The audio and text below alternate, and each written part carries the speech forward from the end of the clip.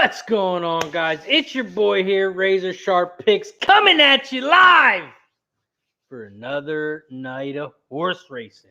Shout out to Pub Sports Radio, as always, for hosting the show every Wednesday and Thursday night. Shout out to everyone in the chat. Make sure you guys check out pubsportsradio.com. Make sure you check them out on Facebook, Instagram, YouTube, Twitter, and on Twitch. You know how we do it here. We're going to bring on the guests. We're going to cap the shit out of these races. And, of course, we're going to cap it with the best YouTube chat ever. We have the best YouTube chat. So I appreciate you guys all for joining us.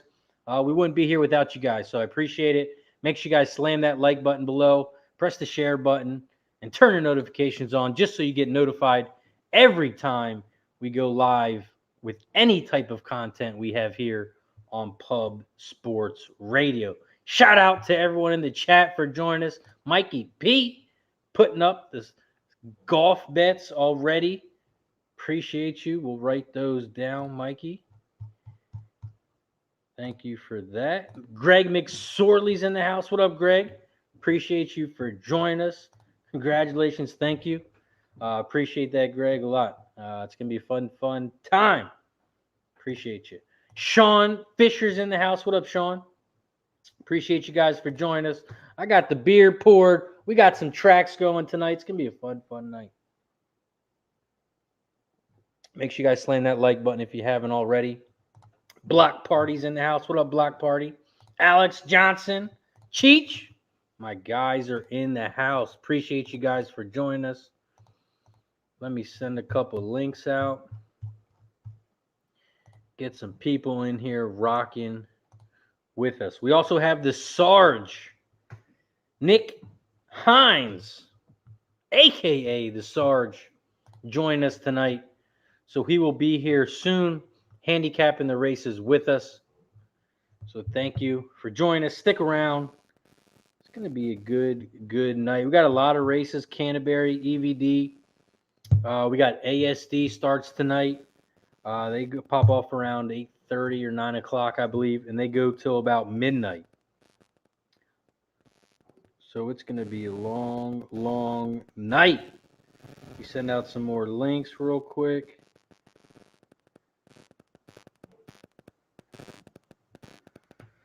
All right, we're rocking. We're rolling. Let's see what we got up. We got Canterbury Park, race 4. This one is 8 furlongs. 8 furlongs on the dirt. Main special weight, fillies and mares 3 and up. Purse is $35K. Rockin' Ray's in the house. What up, Rockin' Ray? Appreciate you. Andrew. What's going on, Andrew? Jose. The star of the Say Hey play of the day. Mr. Jose. Tom and Tom's in the house. What up, Tom? Jose says he can't wait to get the call up on the horse racing stream one day. Man, the invite's always open, brother. Whenever you are free, Wednesday, Thursday night, whenever you're free, you and that mustache can come on the show. I won't fire you like Jimmy, but I'll tell you damn right, you're going to take this shit serious if you're going to come on my show. I'll tell you that. We don't play none of that shit. If you're not going to take this shit serious, we don't want you on the show. My next guy, he is serious. He loves to win some money, and I'm sure he's going to take some shots with us tonight. My guy, Mr. Mikey P. What up, Mikey? What's happening, man? I'm coming for Jose's mustache. Check that out. It's filling in. Love it. What's good, man? Not much. Another day in paradise. Yeah. Capping with the guys. Yeah. Looking forward to it. Be a good night. Yes, it is. Toastman Phillies in the house. Appreciate that, brother. Yeah, man. Congratulations, dude. That's awesome. Yeah, thanks, man. Baby's due in end of January. Cool. So the second one's a game changer. It's good, though. It's good. Yeah, it's I like having it on. It's a lot of fun. The first one was a baby girl. Hoping for a baby boy this time, but of course, either way, yeah, it's going to be a fun time. But you know what that means?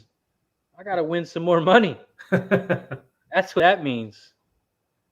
Deacon Mike's in the house.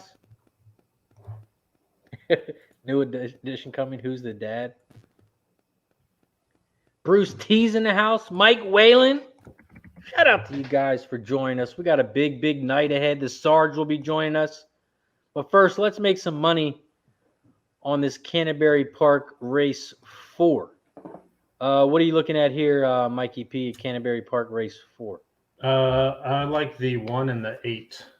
I'm going to go with the 8 as my top choice. Coming off third off the layoff. I think Fireman's Little Sis can get it done here. Yeah, I like the 8 horse as well. Race 1 time his distance, ended up getting second. But he's got the best trainer with Van Winkle. Van Winkle also has the 3 horse. Yeah. Which kind of tells me that he thinks one of these are going to win. He just doesn't know which one. I think we're getting pretty good odds with that 4 horse as well. Shouldn't be 4-1. But since that 3 horse is getting so much action, we're going to get a good price on that 8. So I like the 8 as well. I went 8-1-6. I like it. Yeah, the 8-1, I think, exacta.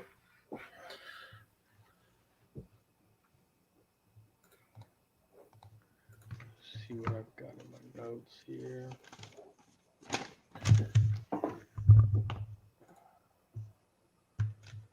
Okay, Canner, the last 2 races are quarters. Arizona will have races 6, 7, and 8. EVD will have a full card, and ASD will have a full card as well. Greg McSorley said he's playing the 8 as well. For my price horse, I played Timber Lady. I think the 6 horse has a chance to get in the money. He's raced twice at this distance. He got third both of those times. This horse is good at getting third place. He's raced 16 times. He's only got 3 thirds. So I think at that price, 8-1, I think he has a shot of getting third, which will get us the trifecta. So I'm really thinking it's going to be an 8-1-6, because I like the 8 the most. 8 should get out.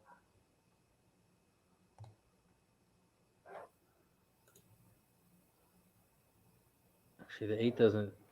8 has some pretty bad starts recently. He still got second in the last time out. Deacon Mike says the 6 has a late pace here at Canter.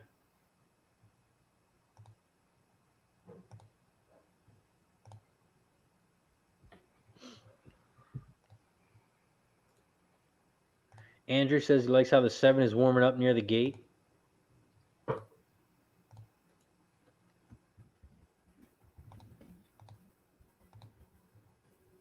Looks like they're loading up in the gate here now at Canterbury Park, race 4.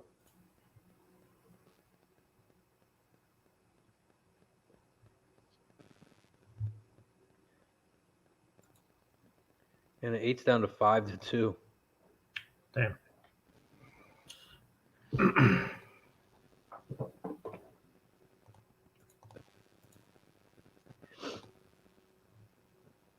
All right, the 4 is loading up here at Canterbury.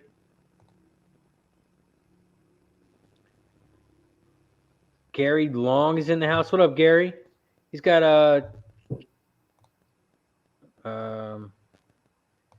CT 36 exacta box.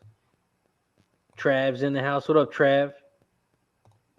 Andrew said little $5 a show on the 7. 7's at 47-1. And they're off and racing here at Canterbury Park, race 4. Shout out to the 50-plus people in the chat rocking with us already. If you haven't pressed that like button, make sure you do.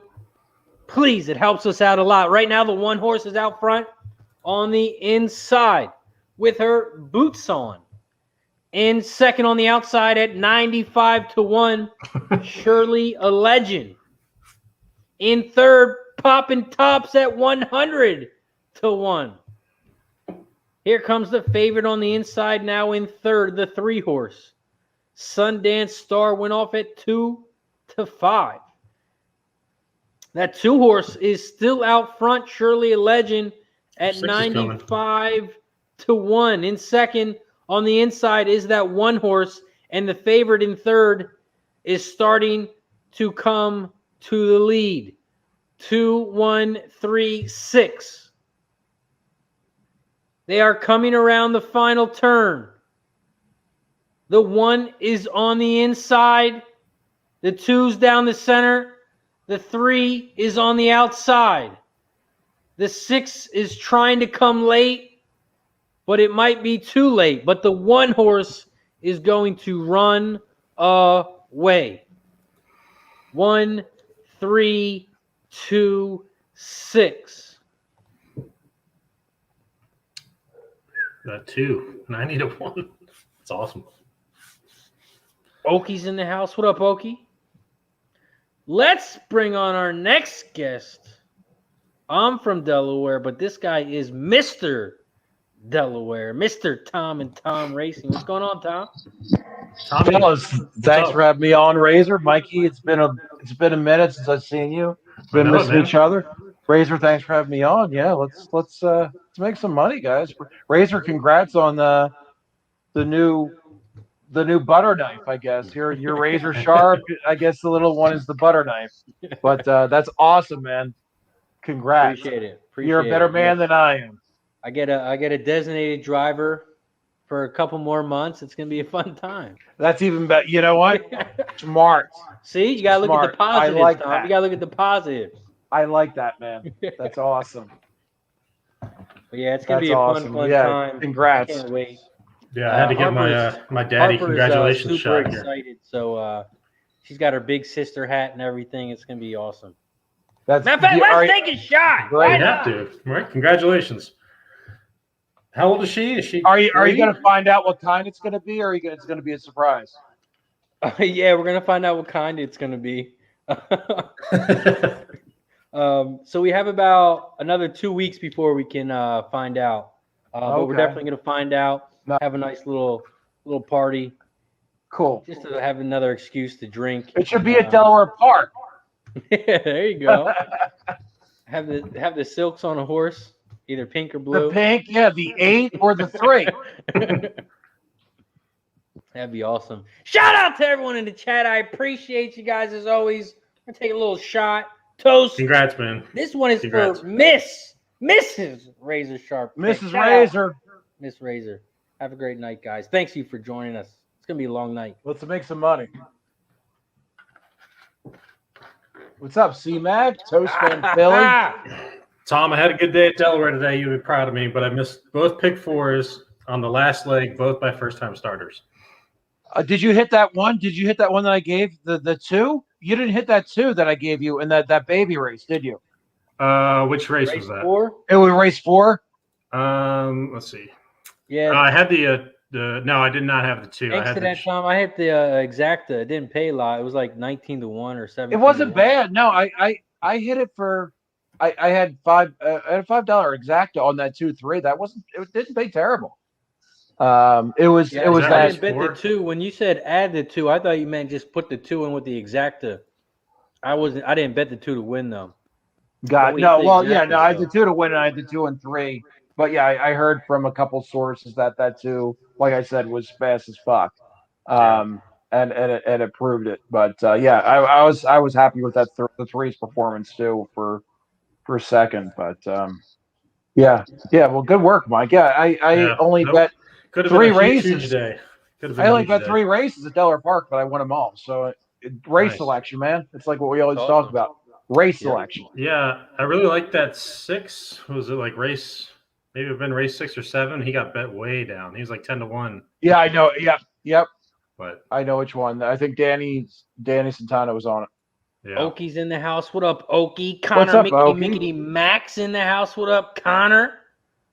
Tom and Tom's getting some love from Toastman Philly. Gary Long's in the house. Toastman, when am I going to see you back at Delaware Park? You know. Everyone loved that. What kind it's gonna be?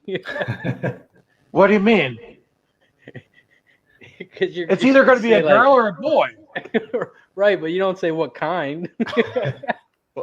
You're like, I don't have kids, so I mean, I don't procreate, thank God. no, I'm not saying it's wrong. I'm just saying the word. You're like, oh, what kind of baby it's gonna be? Right, it's not going to be like a horse that comes Right. out. I hear you. I hear you, man. Deacon Mike says Razor's kid can hook up with Jimmy's kid, so when they get married in 18 years, Jimmy can get into the U.S. easier. Gotta plan ahead. Lance is in the house. What up, Lance? Appreciate you for joining us. JB, appreciate it. Toastman says possibly next week. I wanted to last week, got too busy. You're a busy man. I was supposed to go last week as well. Yeah, that card on Saturday sucked. I didn't go Razor. It was that last Saturday. Yeah, I was like, go bet a shitty card or clean the man cave. I figured I'd clean the man cave. Yes, I just spent some time with Mrs. Tom. I was at the track like every Saturday for the past 6 weeks. So I'm like, all right, Mrs. Tom, I'll spend some time with her. Let's see what we got up next. Looks like EVD popped off. That was a pretty chalky race. I didn't. I think Mountain maybe. Yeah, because Sam Houston's quarters. So Mountaineer race 3. We got about 4 minutes. This is 1 mile and 70 yards on the dirt. Maiden claiming 4K. Fillies and mares 3 and up. Purse is 8K. Mikey, what were you looking at here? Mountaineer race 3. The one looked pretty strong, but I did kind of like the 3-horse. Joseph. Yeah, not crazy about it. I don't know if I'm going to play it or not, but that's what I had written down. Tom, what about you? What are you looking at? Mountaineer race 3. Like my guy Mike said, the one looks tough, and I don't even have my betting app up yet, but I kind of like the 4. I'm sure the 4 they're betting the snot out of the 4 as well, but I've got the 1 and 4. Nothing too crazy. Oh, actually the 4's at 5-1. That's not too terrible. The 5's not bad either. She's a threat, yeah. As a price, but you guys are naming every horse besides mine. You like the 2, the Deuce, or the 5? I like the 2 here, Lady of the Disco. He's raced 4 times. Oh wait, I'm sorry. Yeah, he's raced 4 times. Lifetime, never at this distance. Got a 2nd and a 3rd, but he's got a good trainer. I mean, not the best. He's got Tina. Not a big fan of the jockey, but Hernandez isn't that bad of a jockey. No. And with this type of race, with it being 1 mile and 70 yards, I think the 2-horse can come late. It's got good late pace. Speed's not too great. Had a good workout back in May, which is a long time ago. But it had a decent workout back in June. Not the best, but it was still okay. So I think at this price, 8-1, like you said, that 1 horse is going to be hard to beat. I think, and you know what? I'm gonna pull our friend Kevin here. With your 2 Razor, you look at Oxbow, which is the sire, and he is known for the running distances. He is known to run a while. So I kind of like that too, just as a pedigree thing. Right, and like you said, he likes the distance. They opened him up at 6 furlongs, which was stupid, and he ended up getting 6th. They moved the distance up, and he's placed a lot better, 2nd, 3rd, and 4th. Like you said, with them moving it up distance even more, I like this horse even more because of that late pace. Yeah, I might put distance will help. I might put that 2 on my ticket. Marco Lube's in the house. What up, Marco? We're sitting at 9-1 on that too. I think we need to hop over that, man. Billy Briz in the house. What up, Billy? Couple of celebrities in the house. Marco, Lou, and Billy. Wow. Toastman and Philly. No, I missed the last race. I think it was Hastings. I had the single to the 2, and the chalk one. I think 3 to 5 or something. Gamma Zertucci's in the house. What up, G? G-Man. Yeah, this the 5's beating the 2, and the 2's beating the 5. So maybe we can put the 1 on top with both of those 2 underneath.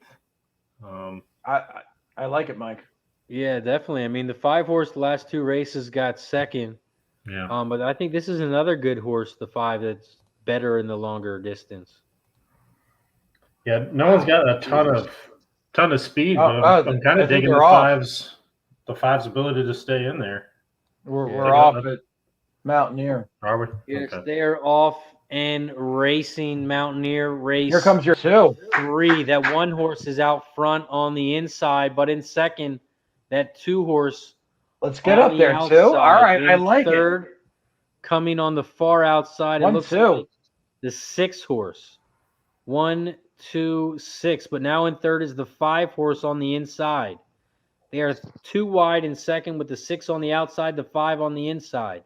1, 2, 6, 5. That 2 horse is still sitting pretty. Yeah, it is. At 16 to 1.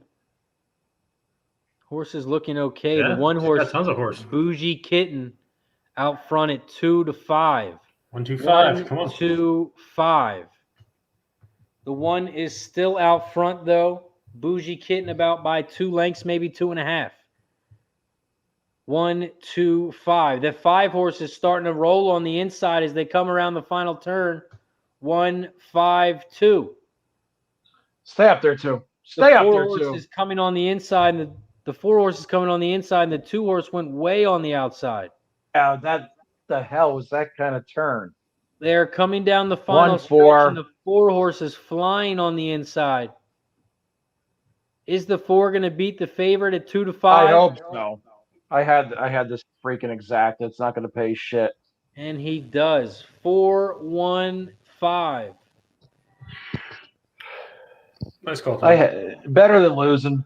I'm not too happy about it. Yeah, I really got excited about that too. But yeah, that turn was terrible from Hernandez.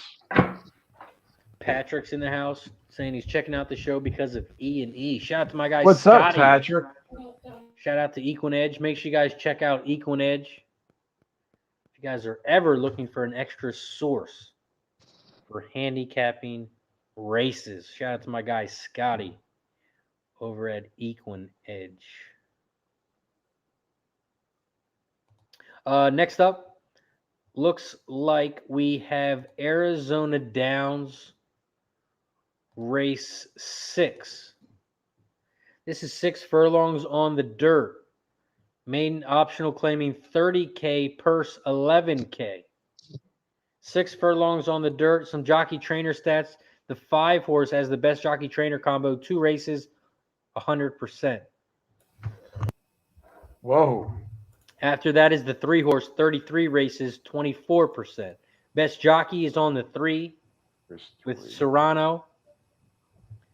And the best trainer is on the 6 horse, Gone Somewhere, with Dan Morgan. Couple changes. The 3 horse is cutting back from 8 furlongs, and so is the 4.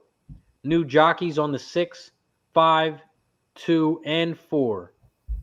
And new trainer on the 6 horse, Dan Morgan.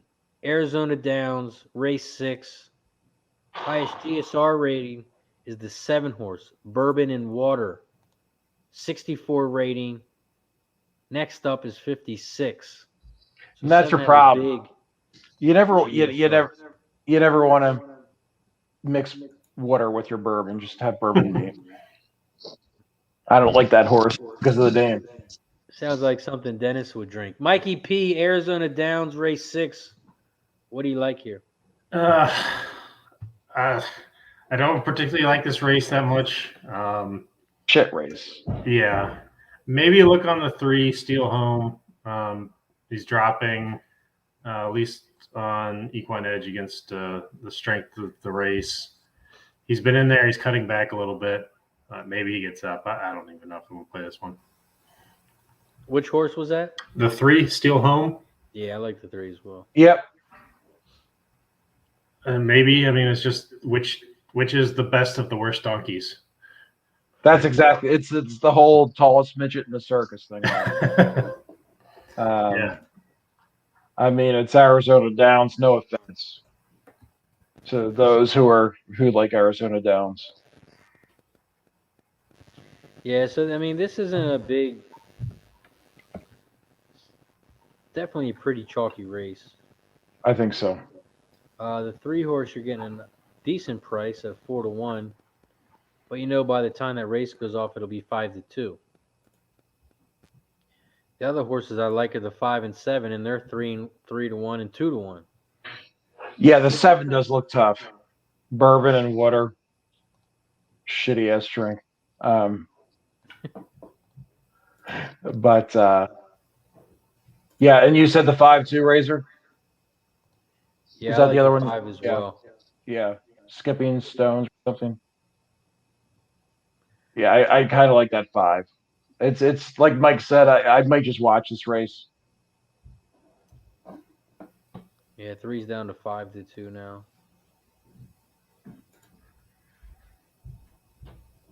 6 is at 9-5. Okie pulling out the stats. 3 has made $420 lifetime. Lifetime. Jesus Christ. What's that? The 3? He said. Patrick says the 4 is a long shot. That is also Scotty's long shot play for this race. Equine Edge had morning line for this horse should be 10-1. Opened up at 20-1. I'm watching this one. Never had luck at this course. It's usually Chalk City. Yeah.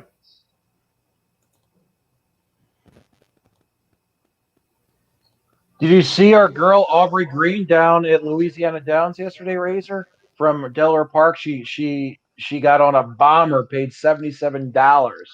She got suspended at Delaware Park. She went down to Louisiana Downs yesterday and taught those Cajuns how we race it up here in the Mid Atlantic. It was great. That's awesome. What'd you get suspended for? A bunch of jocks got suspended recently. It was like a whip that she got suspended 3 days for whipping too many times. It was like a 3-day suspension. She's back on Saturday. But yeah, I was there on Monday. I was at the track on Monday, and a couple of people are like, "Oh, Aubrey's flying down to Louisiana on this horse. It's live." I'm like, "Fuck, all right, let's do it."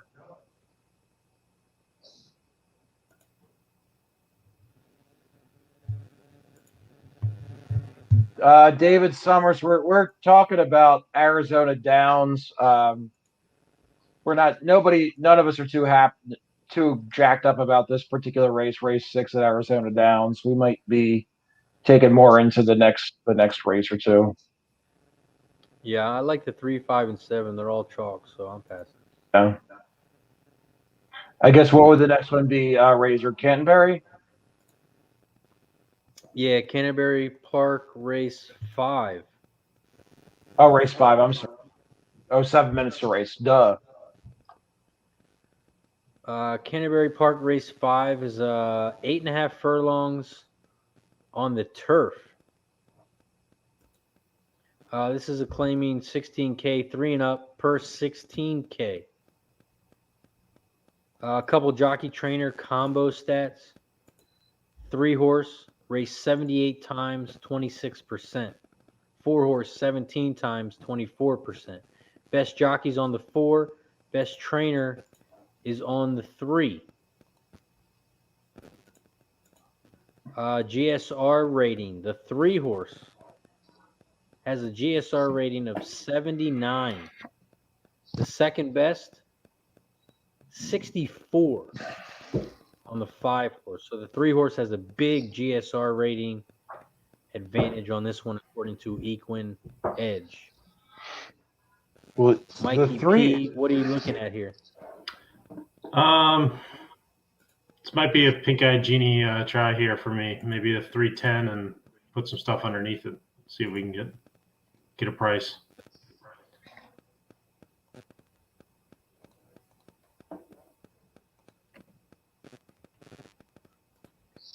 Tom, what about you? What are you looking at here? I do like that 3 that you were talking about. I guess that Equine Edge had. I always love a Irish horse on tracks like Canterbury, especially on the turf, because they've got the similar turf too over there in Ireland. I mean, it's sitting at 3-1. It's not terrible. I do also like the as a bomber. I kind of like this 5 just a bit. And I do like the 10, the favorite. But yeah, I really like the 3. Yeah, he can stay at 3-1. I think it's a good bet. Yeah, exactly, Mike. It's a good price. David Summers, yes. I do use Equine Edge as a handicapping tool. I wouldn't say I really use his picks.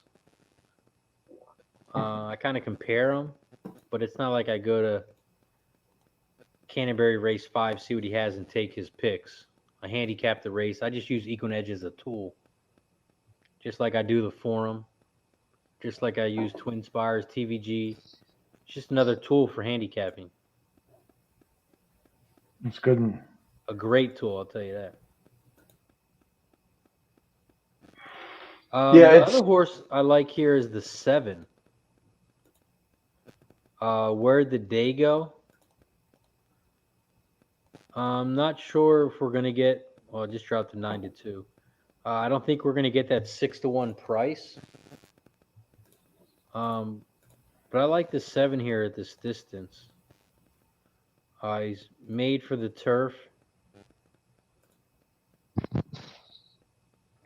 His last time out, at this 8 furlongs, he had a bad start.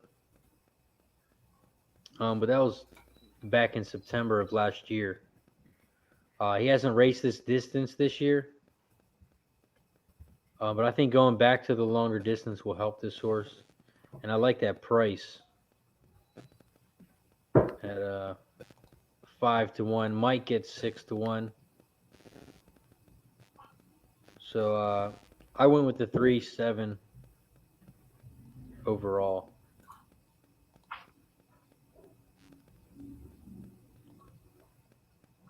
I'm not a big fan of that 10 horse. Nope. I know what you mean.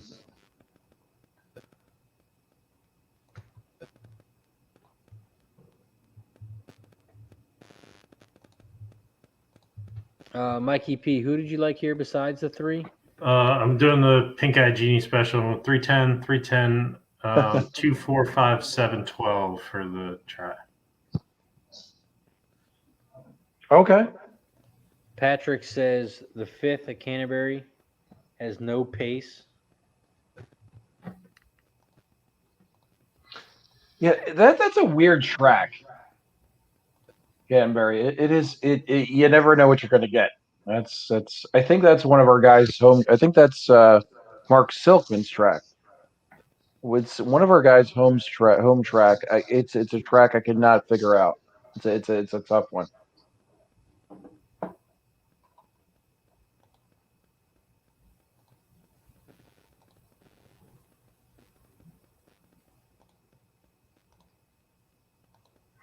It does give you prices though. What, a Canter? Yeah. Yeah.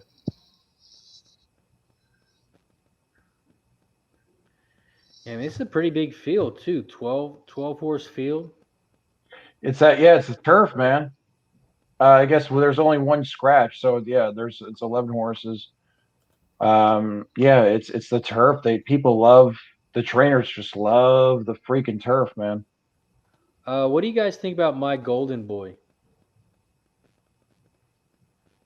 Did you have anything on that horse? Are you talking about Mike, your golden boy? Or are you I talking about don't Mikey know. P? I thought Mikey P was our golden boy. The one, it's not terrible. I could see it coming in, sneaking in at the bottom of the ticket. Just looking at the past performances, it's a good turf horse, and I know that I can see why Martinez put him here. I didn't bet him, but I could see him sneaking on the ticket. Yeah, I like that one horse at a price. Yeah, man. Yeah. It's what, third off the claim. Yeah, he's got a pretty decent workout the last day of July. Actually, a really decent workout the last day of July. But I'm not sure how he is on turf. Right. They keep on running him on dirt. I don't see any turf.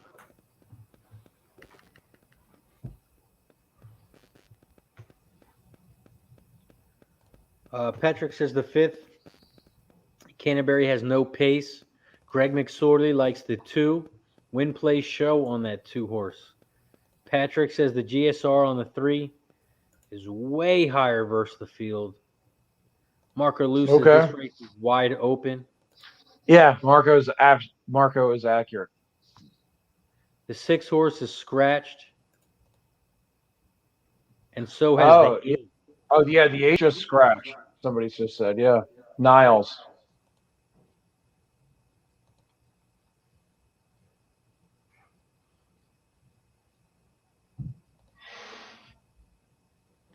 Canterbury Park, we still got about another minute or two with a late scratch on the 8. We still have a 10-horse field, though. Oki asked about the 12-horse. Did you guys have anything on this 12-horse Rye Humor? I did not, man. Nah, it's good. Good GSR.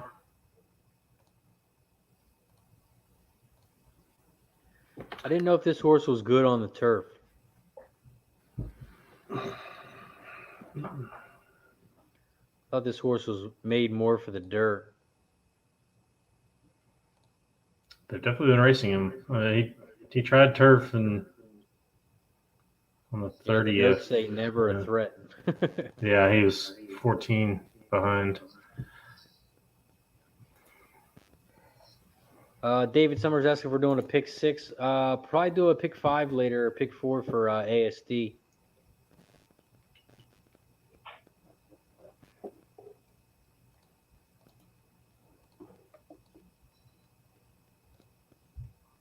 So the 6 and the 8 are late scratches here. Canterbury Park, race 5. Yeah, it's still. I love this track's turf. It runs so smooth when they run on turf, but they get a lot of rain, so they're off the turf frequently.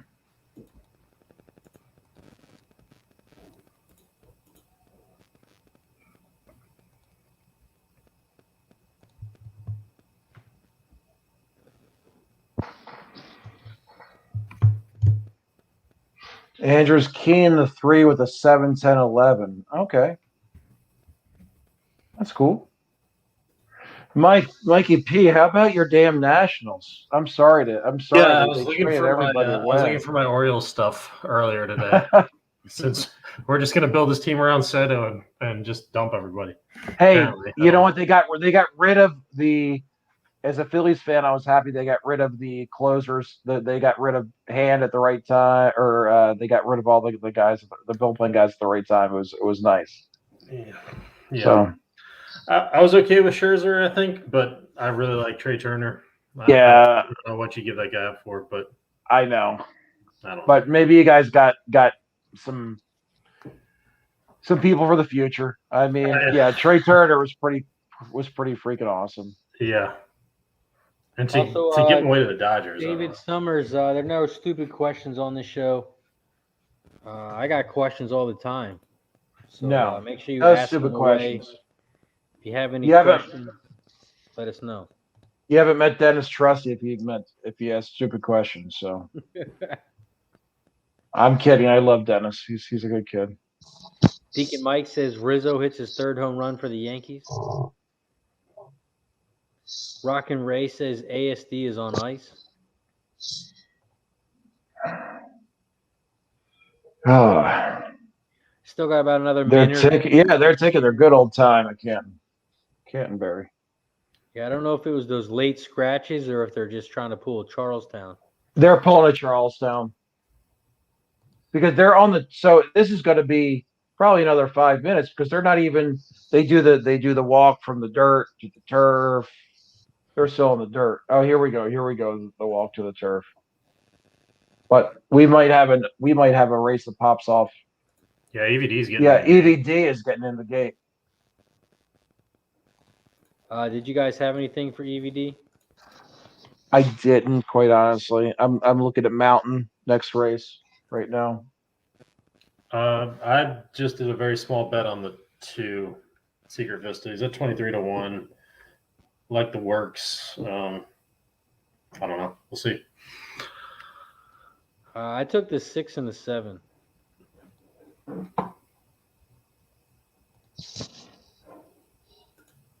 I tied it with chalk. The 1 horse looks hard to beat. Yeah. But I definitely think that 6 and 7 can beat him.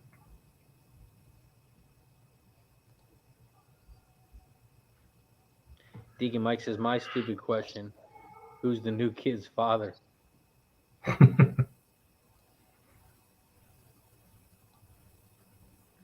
right, looks like they're off and racing at EVD race 4. Right now, the 2 favorites are out front, the 1 and the 1A, Custom Cat, Nosy Banker. They both went off at 4-5. But now in Midnight Spirit went off at 3-1. 7-1, 6-1. 7's on the outside. The 1A is on the inside. The 6 horse is in 3rd on the far outside. The 5 is in 4th in the middle. And in 5th is the 1 on the inside rail. As they come around the final turn, that 7 horse is out front. The 6 is coming on the outside, and I'm going to need him to come a little faster. Come on, 2, sneak in there. Get up, 2. The 7 horse is out front. Get up, 2. The 2 on the inside. It's going to be a 7-2-1 final. 7-2-1. He was in the gate at 23-1, went off at 9-1. God.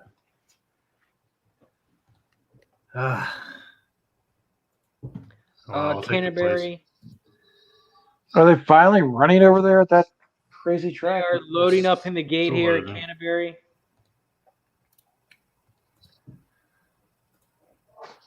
Mountaineer's going to go up before they do. It sounds like they've got a crazy pick 5 going. Holy Christ. Yeah, 1 horse scratch. They act like the whole field. They're like, oh, shit. What happens now? A horse scratch. What do we do? Oh, my God. They are off and racing here at Canterbury Park race. Oh, look at that beautiful Shout turf. out to the Look at that 60 beautiful plus turf. people in the chat. Appreciate you for rocking with us.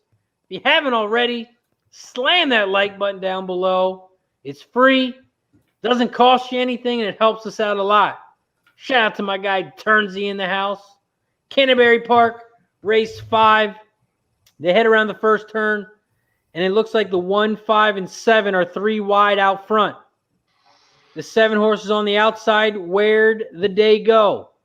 In second down the center of the track, the 5 horse Gainer at 20-1. In third, now down the center of the track, coming on the outside, the 3 horse Johan 7-5-3. 5-3. The 10 horse is out in fourth on the far outside. It is now 7-5-3-10. Get out of there, 7-5. Give me a 5-3. The 1 horse is in fifth on the inside, but that 10 horse is flying on the outside. Doodle time. 7-5-10. The 5 is on the inside, 7's down the center, and the 10 is now out in front, flying on the outside. Flying. Here comes this 3 horse, though, on the outside as they come around the final turn. The 10 is down the center. The 3 is on the outside. Come on, 3! Get up! 5. Come on, 3! 3. Come on, 3! Stay straight, 3! Come on, 3. Get up! Stay up, 3. Stay up. 2. Stay up! Yeah! 3, 2, 10. Catch it! Let's go. Nice price from second to 11-1. There you go. Nice job. Nice. You had the 2 as well, Razor? Yeah, I had the 3 and 7 overall. Oh, nice. Okay, yeah. It's $103. Turn the motherfucking Yeah, light on. That 3, that Irish horse, man. That's what I was telling. That 3. Yep. I loved him. I didn't have the 2 though. Nice call. That's $103. Yeah, exactly. I wish I had the 2. Or the 2. Oh, sorry. That's the $28. Sorry, I was looking at the 11. Nice job, Razor. Thank you. 3 2s, 28-1. And freaking Irish horses on the turf. Love it. Matt Nelson's in the house, new to the stream. Thanks for joining What's up, us, Matt. That's my buddy. I just got him hooked the other day. We were at his house watching Saratoga on Sunday. So he's brand new. Appreciate you for joining us. Says Mikey P looking sharp. Yeah, I got my DJ hat on for this week. Let's get it. Got his DJ hat on. He's got the mustache growing. He's trying to beat Jose.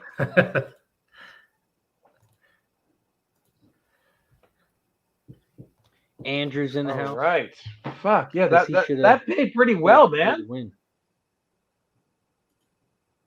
I'll take it.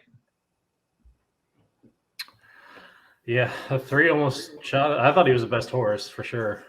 Glad he won. Had a win bet on him, but yeah, I had a nice bet on him, but fuck. All right.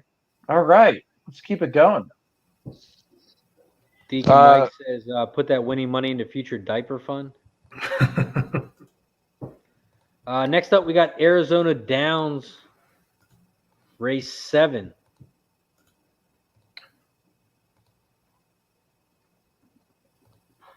Arizona Downs race 7's 8 furlongs on the dirt. Mating claiming 4K, 3 and up, purse 6K. Jockey trainer stats. Best jockey trainer combo is on the 7 horse. 15 races, 20%. Best jockey is also on that 7 horse. Serrano hitting 14%. Best trainer, the 5 horse with Dan Morgan hitting at 23%. Arizona Downs, race 7. Mikey P, what are you looking at here? This track sucks. I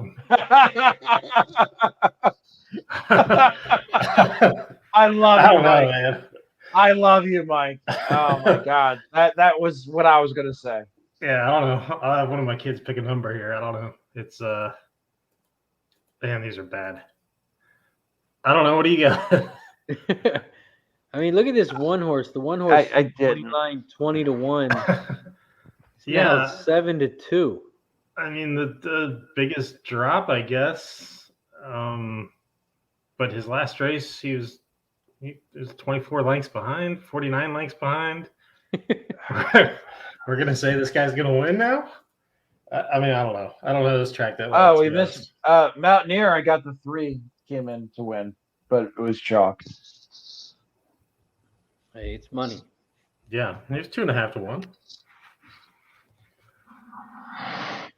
Yeah, this is another ugly race. I banned this race. Yeah. I mean, like you said, the one horse, it's 9-2. Jesus Christ. You got 8th place, 24 lengths, 7th place by 49 lengths, 9th place by 25 lengths, 8th place. Yeah, what? Yeah, I mean, Is it running against? Is it running against humans? I mean, come on. This horse didn't even run in 2020. Yeah, I mean, why not? What an asshole horse. I'm just going to delete this track. I don't know. Mean, the 7 and the 5 both look strong. This might be another passer. Yeah. Yeah, absolutely. I'm looking at the ass track. Race 1 is coming up. Scott Max in the house says Canterbury Park, number 11. Will probably win it last race didn't break. All right. Over bet, but that horse is legit.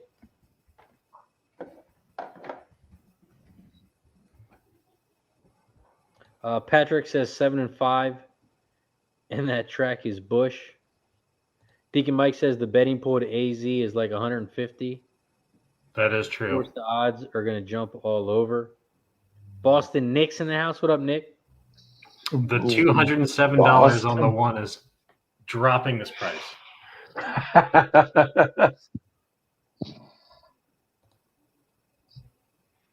With Razor's money, we can just manipulate this pool, right? I like it. I like your thoughts, Mike.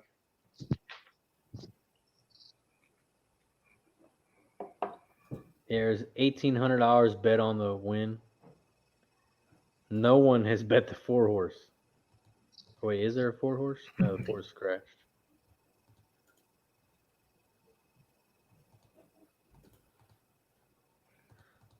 So let's see what we got next after Arizona Downs, because this looks like a shit show. I think at the S track. Can't. So it looks like ASD race 1 is up next. ASD race 1. Out in Manitoba. This race is non-graded stakes. Fillies 3-year-olds. Purse Manitoba Falls. $35K. It's a pretty big race for this track.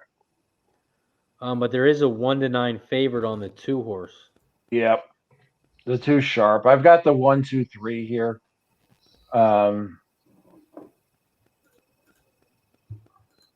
The 2 looks pretty damn not good. Matt Nelson, right now we're looking at ASD race 1. Yeah. 2 horse.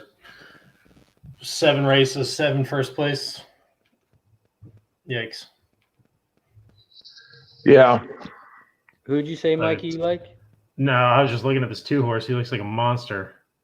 Maybe he runs into the stands and the 3 can get up. The 2 horses raced 7 times and he's won all 7. Yeah, he's won all 7 of them pretty convincingly. Yeah, but he's yeah, you're right. We need your chalk hat. I like Tom's 3 and the 1. I mean, yeah, I'm not betting the 2 to win. I'm just doing a straight try 1, 2, 3, or I shouldn't say a straight try. I'm doing a 1, 2, 3 box for the try. I think the 3's got a little bit of something. Yep, I agree. For my price, I would play the 1 horse here. Mm-hmm. Maybella ran 4 times. It's been in the money 3 of them. Has 2 wins. You never know. You never know. I don't think I'd ever say I miss Dennis Trusty, but this is his track. He's autistic or something. He loves he hits this track. He said he'd be on later. I talked to him a little bit today. I don't know if he's wrestling on tonight or what. He's resting. Good. The boy. I said I don't know if he's got wrestling on tonight or what. Wrestling. Wrestling. He's watching the men. He's watching the men. I don't know. I don't know what else Dennis Trusty does in West Virginia or Kentucky, but what he does in his spare time.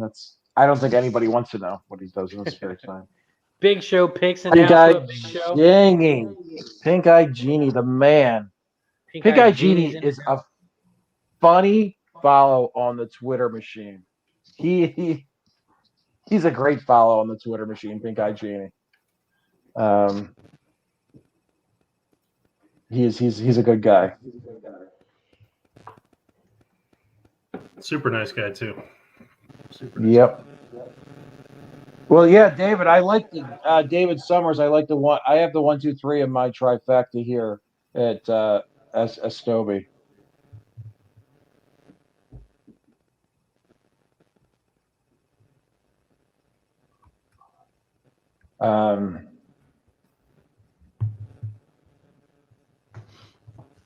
Who did you say? I'm sorry. David asked what we thought of the 1, 2, 3. I said I actually like the 1, 2, 3. Is my David? I boxed the trifecta. Yeah, David asked who he liked, and it's actually the horses that I boxed for my try.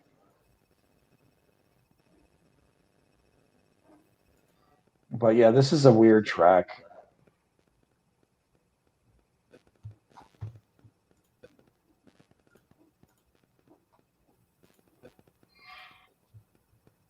Yeah, it's gonna be hard to beat the two.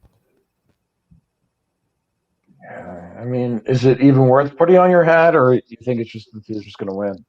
I don't think we have a shot. Yeah. Yeah, the 2 and 3 are trained by the same trainer too. So when you have 7 wins in a row with one horse, are you gonna let the 3 horse win? I don't know. Big Show says, Mikey P and Tom, what's up? I'm not talking to the guy in the top left till after January. It's fine. You know what? I'm probably going to be muted or taken off, temporarily suspended. He likes the Packers. I mean, think about the name packing. The boy likes to pack things. I understand. It's fine. We don't judge. That's all right. Your man crush is a Cowboys fan, so. I'm sorry you don't own part of your team, Tom. I feel bad for you. I don't like football. I'm not a football guy. If it doesn't have 4 legs and a tail, I don't bet on it. You know what the best thing is, Big Show, is Mikey P's a Packers fan too. So, Packers owner. So when you say hi to Mikey P, that's like saying hi to me because we're both co-owners. I think that's Mikey P is just kissing up to the host. My father's a huge Packers fan and bought it for me for some reason. So I'm really more of a fan of whoever covers the spread when it comes to the NFL, but agree. I like whoever Big Show likes. He's a big guy. I'm on his team. I'm on his side. You probably Detroit. Who's the Detroit Tigers or who's the football Detroit Cubs or something? Lions. How about Carson Wentz being hurt again? Isn't that great? Karma. Yeah, I mean, it's got to be rough being a Lions fan. They haven't won the division since 1937. So it's been a while. They just might as well call it the NFC Packers. I don't even know why they call it the NFC North. Yeah, Cheech, the Bills. Yep. After Josh Allen. After ASD, it looks like EVD race 5. Might get a price here. A lot of chalky numbers. But EVD race 5. Mikey P, what were you looking at here? Give me a second. Give me a second. I need to look at this real quick. Yeah, all good. What are you looking at, Tom? EVD race 5. EVD race 5. I am just pulling it up now. Oh,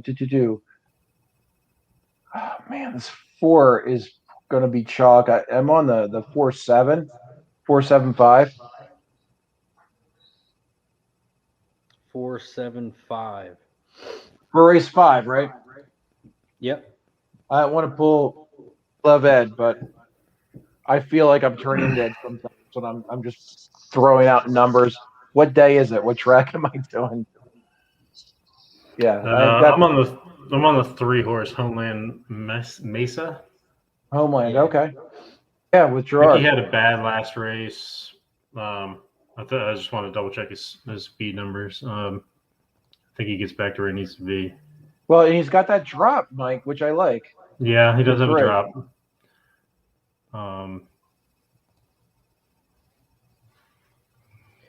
Yeah, I like the 3 and the 5 here. Yeah. 5 is first time off the claim. Mm-hmm. Yeah, that's why I like that 5. Yep. I love the first time claimers, and that's a credit to Gas. Man, you got that Gerardo down, huh? Hernandez is in the house. What up, Gerardo? You gotta always give credit to your teachers. Gas taught me a while ago about the first time claimers were certain trainers. Yeah, home run Cardinals. Let's go. 3-0, bottom of the first. Gambler's first glance. Work, 3-0. man. Good start.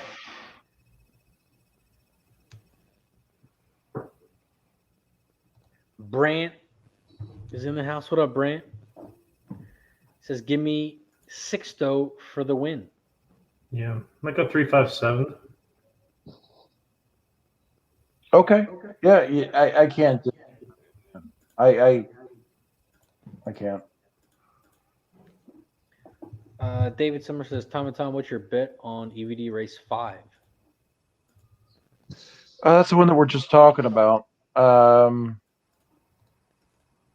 got 4-7-5 here, but I do like Mike's 3, quite honestly. The more he's talking about, and the more that now I'm digging into this 3. I do kind of like it.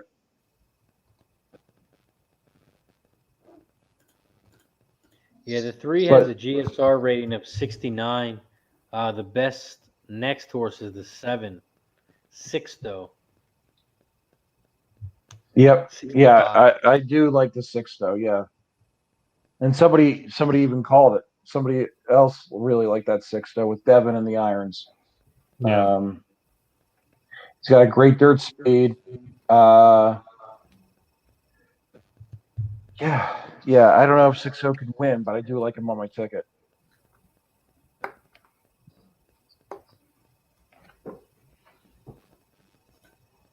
But yeah, this 5, I think the Music Man, Mike, you were talking about it, and Razor, you were talking about it with the first time claimer. It's got a hot jockey trainer combo. Over the last 14 days, 7 out of 7 tries, there are 3 wins in 2 seconds. I mean, that's not too shabby for that. I'm talking about the 5 for Music Man, or Musical Man, I should say.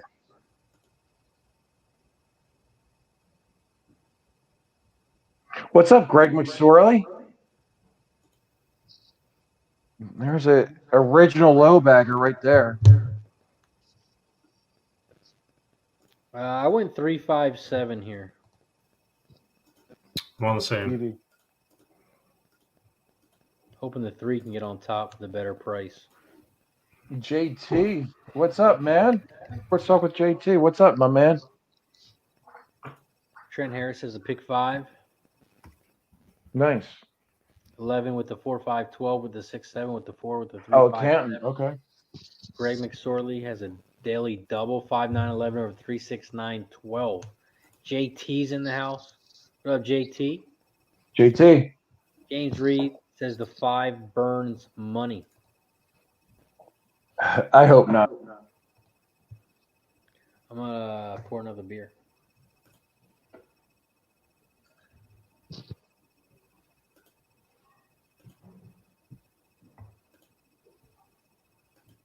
Oh man, all over the place. I think last time I saw your numbers were up in the fills, Mike. I was watching the Sox game here. Tigers are beating them. I need to switch over to that. Yeah, I think I'm just gonna punt on the rest of this year for them. Yeah,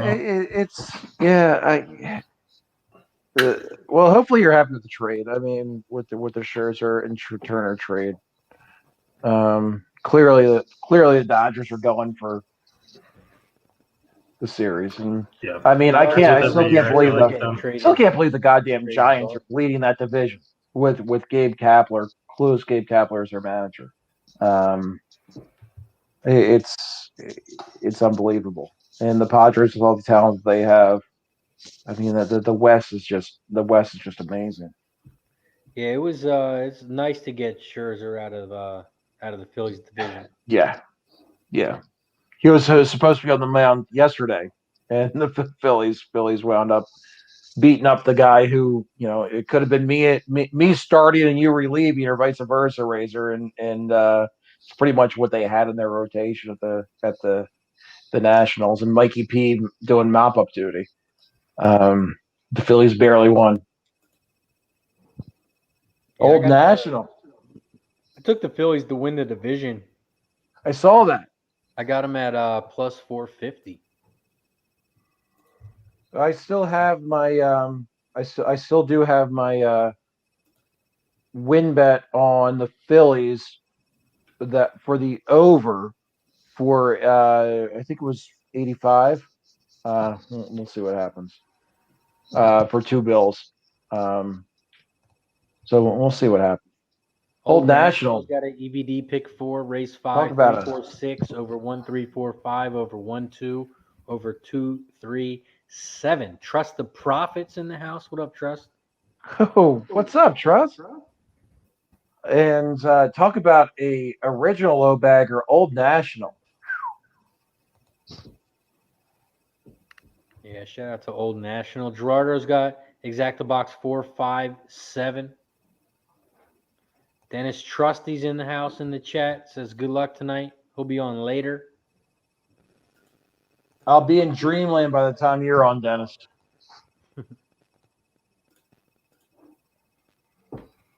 We do have a guest coming on soon. He'll be on in about 20 minutes. Nick Hines, AKA the Sarge. He will be joining us here to break down the last couple races at ASD and EVD and Canterbury. Sarge is awesome. Most ASD positive guy on Twitter. ASD race 1 there, loading up in the gate now.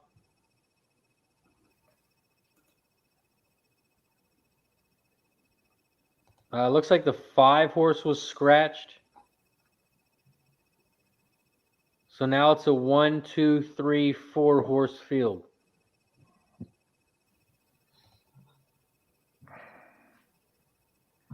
Looks like they're in the gate, just hanging out.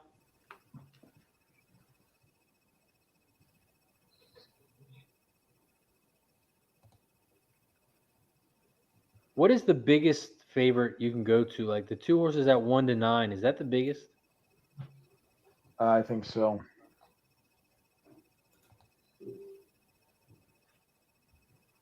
I don't know if I've seen a horse higher odds than that, or I should say lower odds than that. Greg, I'm not sure where Ed's at tonight. Oh, matter of fact, I do know. It's the first Wednesday of the month. So Ed can't make the first Wednesdays of the month.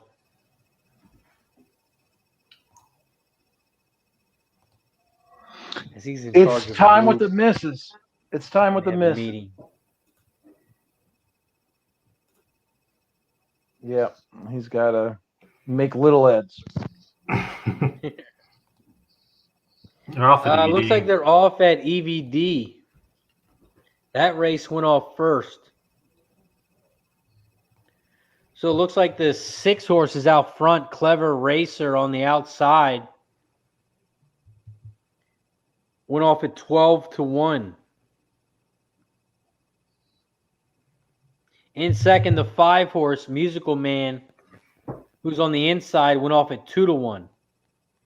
In third, the 3 horse, Homeland, went off at 4-1. 6, 5, 3. The 3 horse is starting to make a move now on the outside. That 6 horse is still flying out front. They are coming around the final turn. Come on, 3. Run him down. Far outside. Run him down, 3. I think he has enough horse. Come on, 3! Come on, 3. Get going.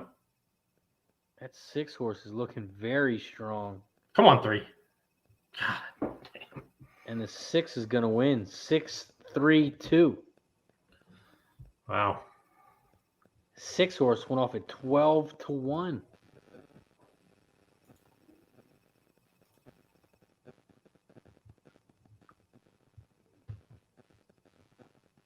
Mikey D, Happy Mike says some tracks will quote 1-20, but 1-9 is the lowest you'll see on the tote board.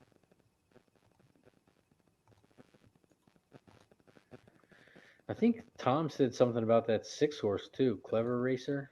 Someone in the chat did. Old National, maybe.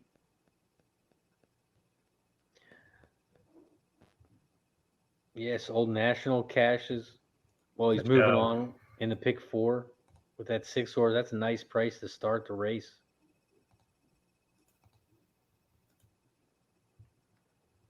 Three horse went off at 4-1.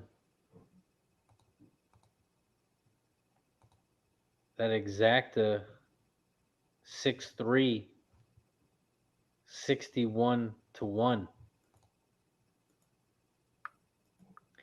They are off and racing at ASD Race 1.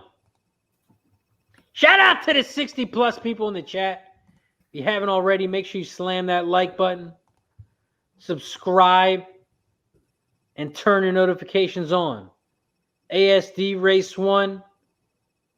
Right now, it looks like the 4 and the 2 are out front. They are side by side. The 4 is on the outside, and the 2 is on the inside. 2 lengths back. Now 2.5 is the 3 horse. Went off at 12-1. In fourth is the 1 horse, who ended up going off at 6-1. 2, 4, 3, 1. This is a very small field. 4 horses.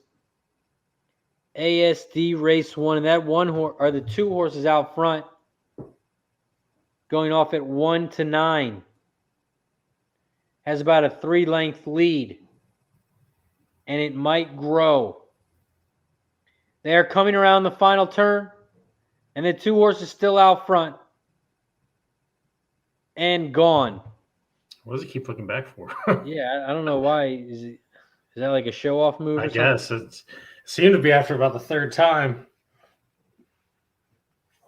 Still looking back. 2 is going to win easy. 2, 4, 3. 2, 4, 3.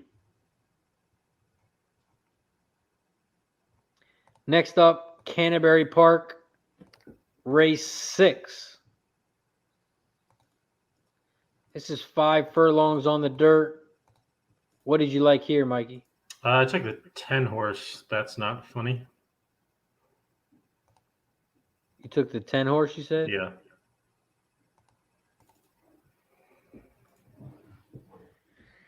Yeah, I like the 10 horse as well. 11 horse is strong.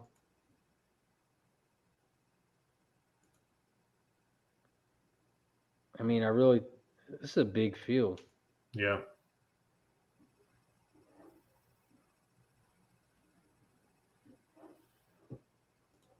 I also like that 5-horse Hunter.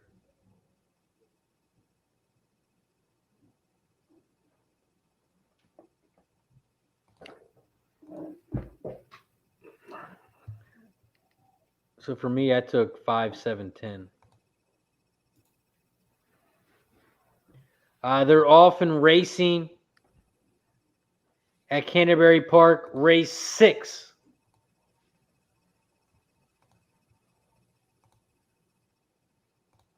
Right now, it looks like the 9 horses out front. Happy Hour at 14-1. On the outside is that favorite, the 11 horse, Love the Nest, going off at 1-5. 11, 9, 5 are the 3 horses out front. 9's on the inside. 11 is on the outside. They're coming down the final stretch, and the 11 is going to run away. The 11 is going to win easy. Went all the way down to 1-5. Jeez. 11. Not. Oh, who's that? The 7. 7 might have got up for second.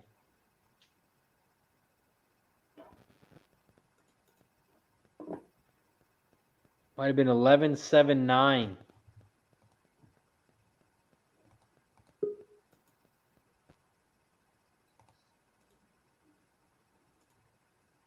$11, 7, 9.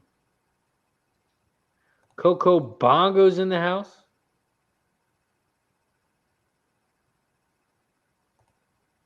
I like that, Coco. That's awesome. That's awesome, man. 11, 7, 9. 7 went off at 30-1. Oof.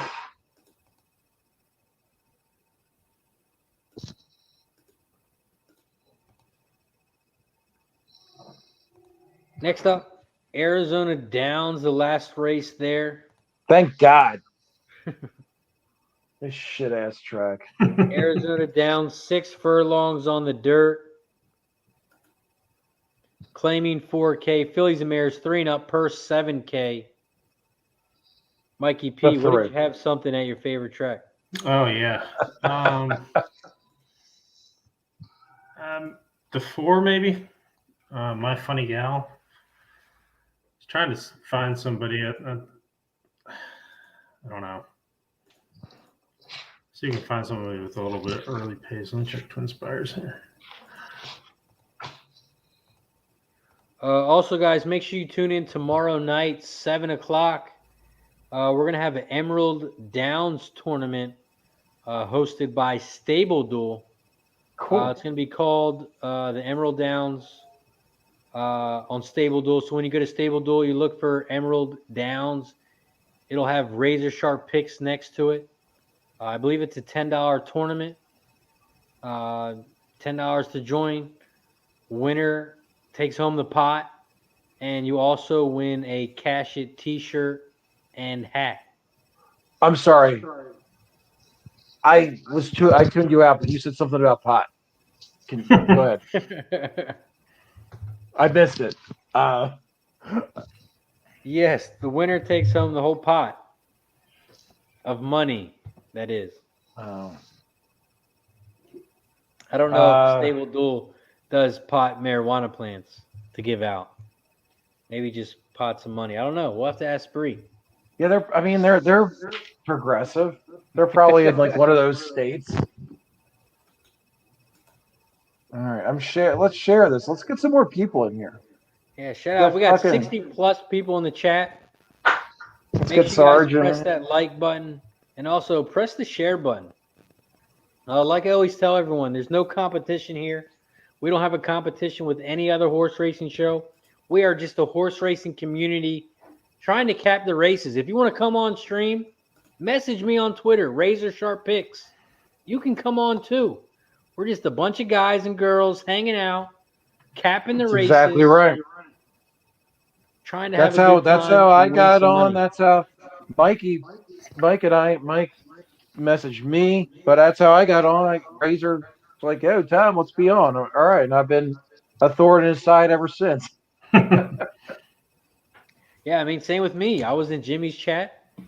He brought me on, and look where we're at today. So definitely, if you guys are in the chat, want to come on, come on. And Oki, Emerald Downs tomorrow starts at 9 o'clock. The show's going to start at 7 like normal. We'll talk about Emerald Downs, talk about the tournament. I know Bree from Stable Duel will be on tomorrow as well. But yeah, we're going to talk about Emerald Downs tomorrow when we start the show at 7. Tell everyone how to join. It's just like DraftKings. When you're drafting a football team, Stable Duel gives you maybe $50,000 to spend. You buy horses and you set your own stable up. The better horses cost more money. The long shots are cheaper. So you have to manage your money right. And the more winners you get, the more points you get. And that's how you win. That's how you win the tournament. You can pick more than one horse in a race too. So if you like a favorite and a long shot, it's an interesting concept, honestly, Razor. I've only done it a couple times. One time I won Parks a couple months back, and it's great. It's an interesting concept. You cap differently than you would normally. yeah. But it's a pretty cool concept. Mike Whalen, you sign up right on Stable Duel.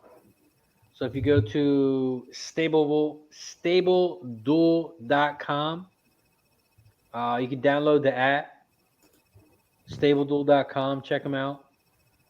Download the app; it's free, and then you can join free tournaments. You can join cash tournaments, all at StableDuel.com. So make sure you check them out. What up, Wally? Fat Wally's in the house. What up, Fat Wally? What's up, Wally? The man. Sorry, he even apologizes for being late. That's only 3 demerits, Wally. It's fine. You're good. Arizona Downs. Did you guys like anything here? I like that meet to be over. I'm on the 7-4-1.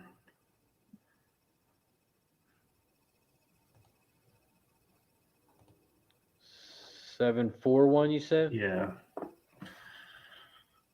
Trying to figure out. Oh, what's that? Oh, what's that? Is that a Tom and Tom tumbler? Yes, it is. Nice. Where can they get those at, Tom? You can DM me at Tom and Tom on on Twitter. Tom and Tom Racing on Twitter. You too can keep your beer cold or your coffee warm. Fat Wally actually has one. My guy. Nice. We got to do a Razor Cozy and a Tom and Tom tumbler. We got to do some kind of a contest giveaway or something. I saw you got your tumblers or your cozies going. I love it. Yeah, I got my my koozie in right now. A nice little cash it on one side. Nice. And then the nice little logo on there. there. Yeah. Love that. Yeah, that's great. You got your catchphrase. It's great. Yeah. Block party. I believe it's $10 to join the tournament tomorrow. Winner gets the pot of money. Yeah. And you're also going to get a cash it hat and T-shirt as well. Oh, cool. Yeah, I saw that. That's great. You get the cash it hat and the shirt. That's cool. But to clarify, the pot is money. Just to clarify for people. Speaking of which, Mikey P, Virginia, man, I'm making a ride down there. Oh yeah. Where are you going? Yeah. To the closest dispensary. Because they're already open. New Jersey, it's been legal since January, but there's still no dispensaries. Really? Virginia, there's freaking dispensaries already open. Yeah, I don't think you can buy the flowers, but I think you can get the oil and the gummies and things like that. I don't think the flower is till like 24. That's fine. Like it's fine. Yeah. All about the gummies. Arizona Downs looks like they're loading up in the gate. Who? Fucking Arizona Downs.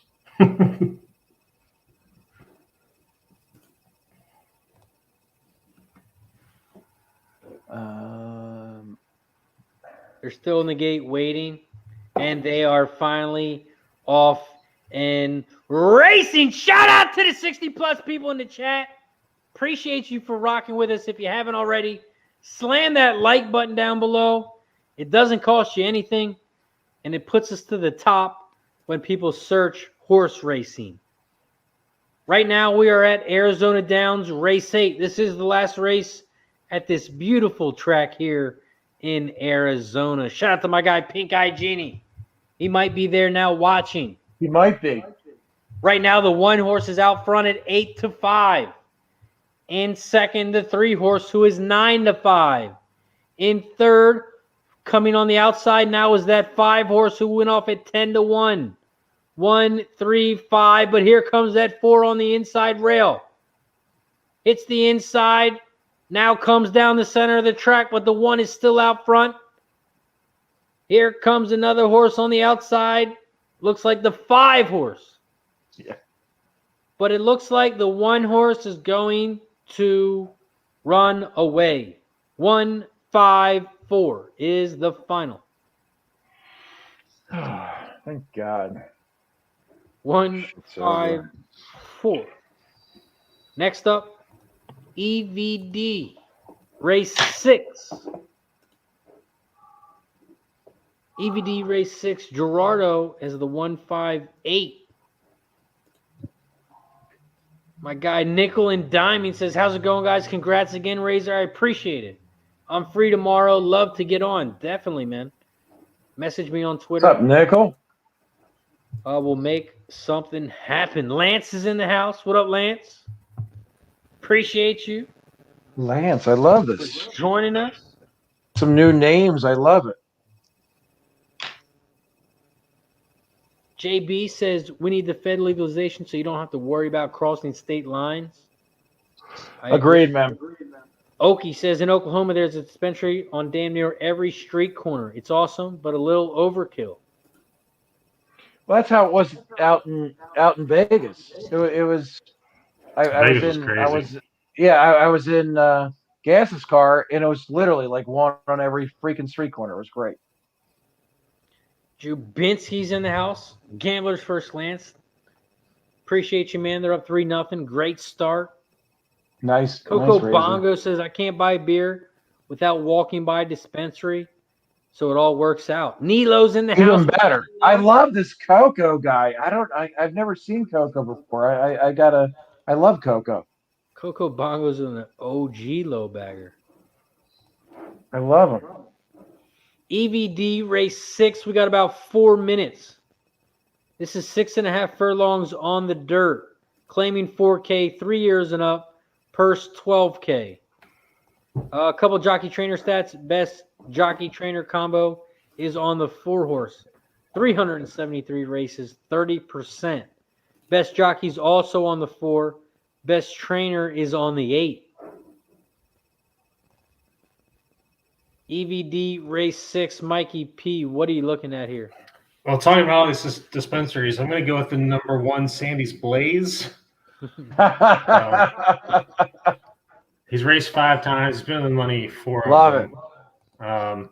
Highest GSR, or excuse me, second highest GSR. He's dropping back down. I think he's prime here for a win. Tom, what about you? What are you looking at here? I've got the 7, 8, and 5. said 7, Not 8, sure. 5. Yeah. Yeah, that 7 was interesting. Okay, we're EVD race 6, correct? Mm-hmm. Yeah. Yeah, I mean the 4 looks tough and your Sandy's Blaze looks tough, but I'm putting my razor cap on. I'm betting against the chalk. I love to hear it. Yeah, I like Bob. Flashy Bob.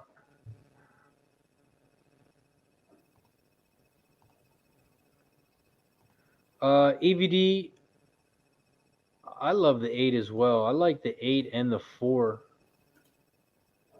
And for my price, Yeah, the Broberg is always tough. for my price horse, I went with the 3 horse. Song and a cat. So I went 3, 4, 8. You like your cat horses. You do. I've been capping with you for a while now, Razor. I know you love your cat horses.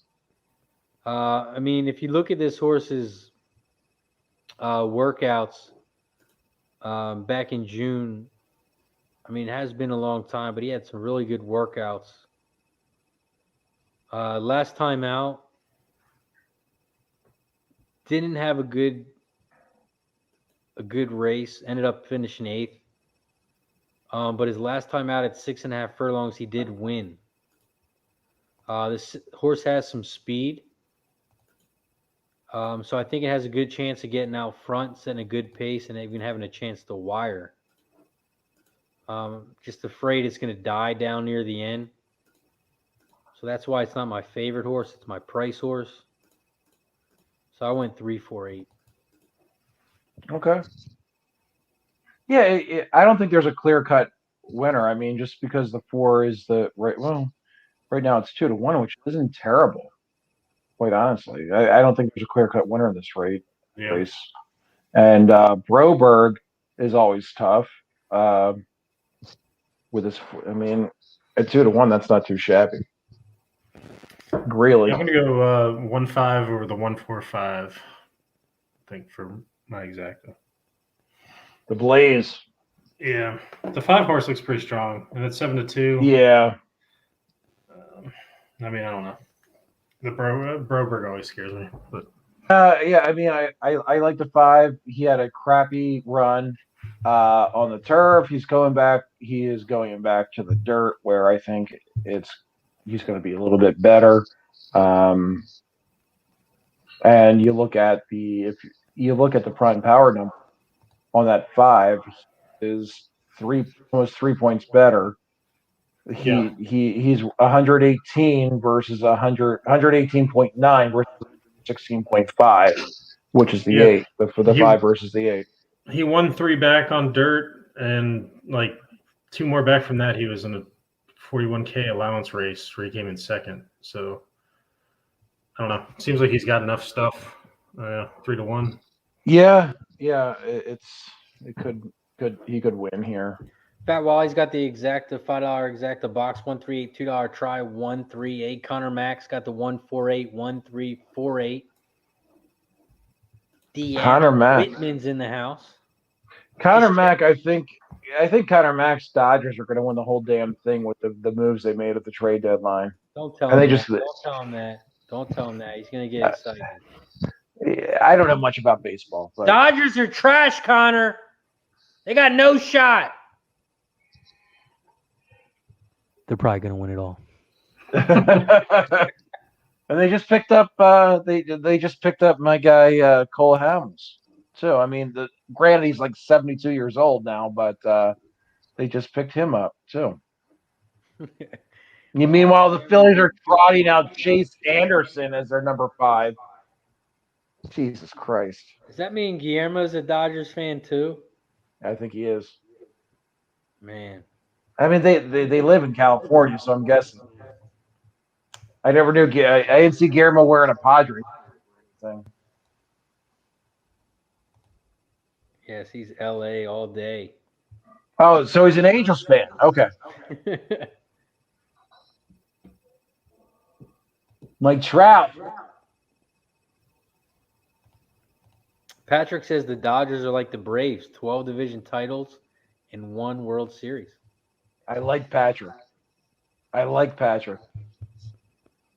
That's awesome. Yeah, Connor. Yeah, Chase Anderson is a fucking bum. It's okay, though. They're winning 6-3. Who the Phillies are? You damn right. Really? Oh, shit. Braves are losing. The Mets are up 3-2, so we do need the Mets to lose.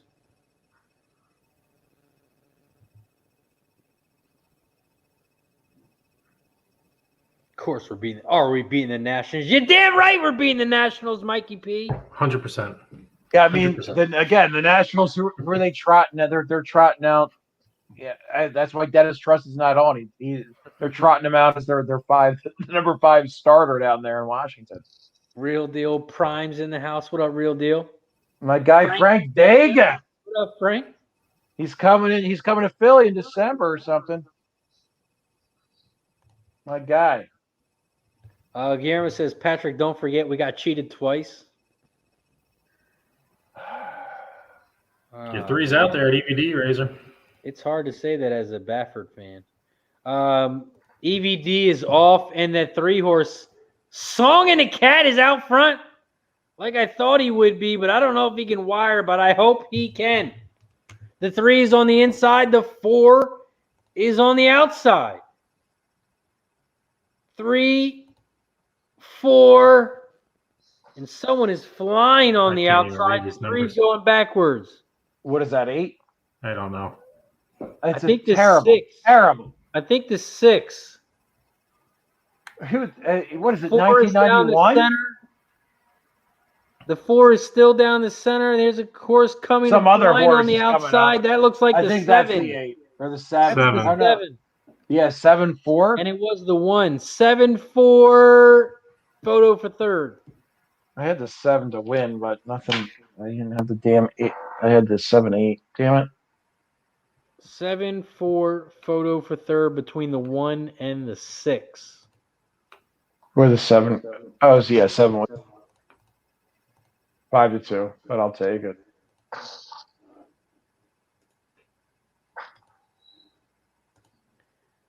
I don't know why they stopped. They stopped putting on the damn who's leading halfway through the damn race over there. It's crazy. Yeah, I saw that. Looks like we got Mountaineer and ASD up next. Mountaineer, they're already about ready to pop off. So ASD, we still got about a minute or 2. What's that, race 2 at ASD? Yeah, ASD race 2. This is 5 furlongs on the dirt. 5-horse field, non-graded stakes, 2-year-olds. Purse is $35K. This is the graduation stakes. ASD race 2. Mikey P, what are you looking at here? Another huge favorite here. Second race in a row, looks like. Yep. The 3, Digger, man. Yeah, I don't know. Gokster's Probably in the house. pass. What up, Gokster? Ghoster, wow, man. So All celebrity. I think there's only one horse here that has a chance to beat this 3. Tell me it's the 1. Or the 2. And it is not the 1, but it is the 2. I love the price here on the 2. I love the 2. Morning line at 10-1, now up 13-1. Yep. It's got a good trainer with Wendy Anderson, 19%. It's got a decent jockey with Zenteno at 17%. It does have a new jockey on this horse here. Yep. I think the 2 has a chance here. 2's got It's some only the speed. second race for this 2. Yep. So I just kept it simple. I'm just going to try and beat the 3 here. And I'm going to try and do it with the 2. love it. Real Deal's asking who the best trainer is, and the best trainer for this race would be the 3-horse. Michael is hitting 22%, and then you have the 2-horse Wendy 19%, and then in third the 5-horse Courtney 13%. I got the 1, 2, 3 here. Yes, sir. Turnsy, nice little 3-run homer in the first inning, put us up. Christopher Gorski's in the house. Shout out to my guy Chris. Ghoster, if you want the link, brother, let me know. Also, make sure you guys check out Mr. Ghoster's The Back Nine golf show right here on Pub Sports Radio. I can't wait for him to have Mikey P on as a guest. I know it. They were We need to profitable make this that week. happen. They were profitable. Yep. Yeah, I tried to hook up with them last week. Was bad for me because my wife is out of town. So hopefully we can get something going. Definitely, man. Love to hear it. Can't wait. If you guys don't check him out, man, him and JT put on quite a nice show. They were yeah. Yeah, you can find that show right here on Pub Sports Radio. So make sure you guys subscribe if you haven't already, and turn your notifications on. Get notified every time we have a show right here on Pub Sports Radio. ASD Race 2, they are off and racing. Shout out to the 70-plus people in the chat from Facebook, Twitter, and YouTube. We appreciate the support as always. Right now, the 1-horse, just kidding, the 3-horse who is standing up is out front at 1-5. I don't know if you can stand up any higher than that. Wow. In second, the 1-horse who went off at 9-2. That 3-horse is still standing as they come around the final turn. 3, 1, 4, 2. 3, 1. And the 3-horse. Give me a 3, 1. I'll get the exacta. There's a shitty ass exacta. 3, 1, 4. 3, 1. That was a bad ride by that 2. That 2 was prime. I'll take the 50-cent exact, wherever the fuck it was. Next up, Canterbury Park, race 7. Canterbury Park. Canterbury Park, race 7, 7.5 furlongs on the turf. Mikey P, did you have anything here? Yeah, let me get over there. I think this race looked pretty decent. Yep. Yeah, they've got this one on the beautiful turf.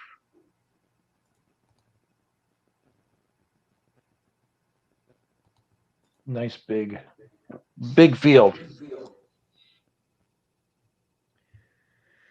Yeah, this is a big field here. I'm on the 1-4-10 here. Yeah, I like that 10 a lot. 1-4-10 for me. Tom and Tom, what are you looking at here? I like that you're 4. I've got the 12, the 4. Oh man, and the 14.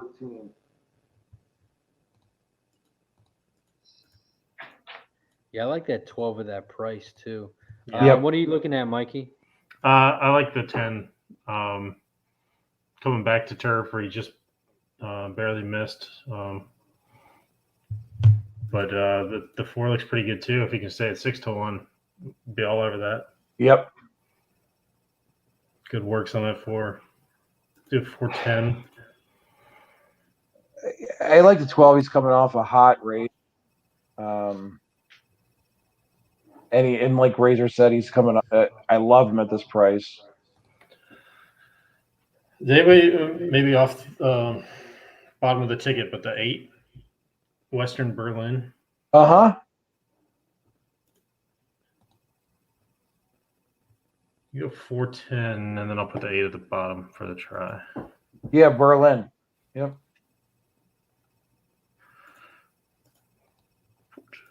Canterbury Park, race 7. They are loading up in the gate. Oh man, yeah, this is going to be a beautiful race. No more Arizona Downs. We can actually see these horses in the numbers.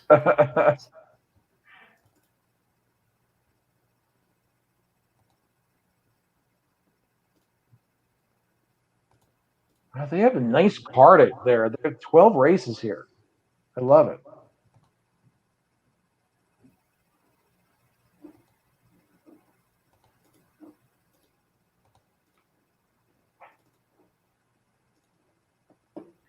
A nice little retweet by ASD.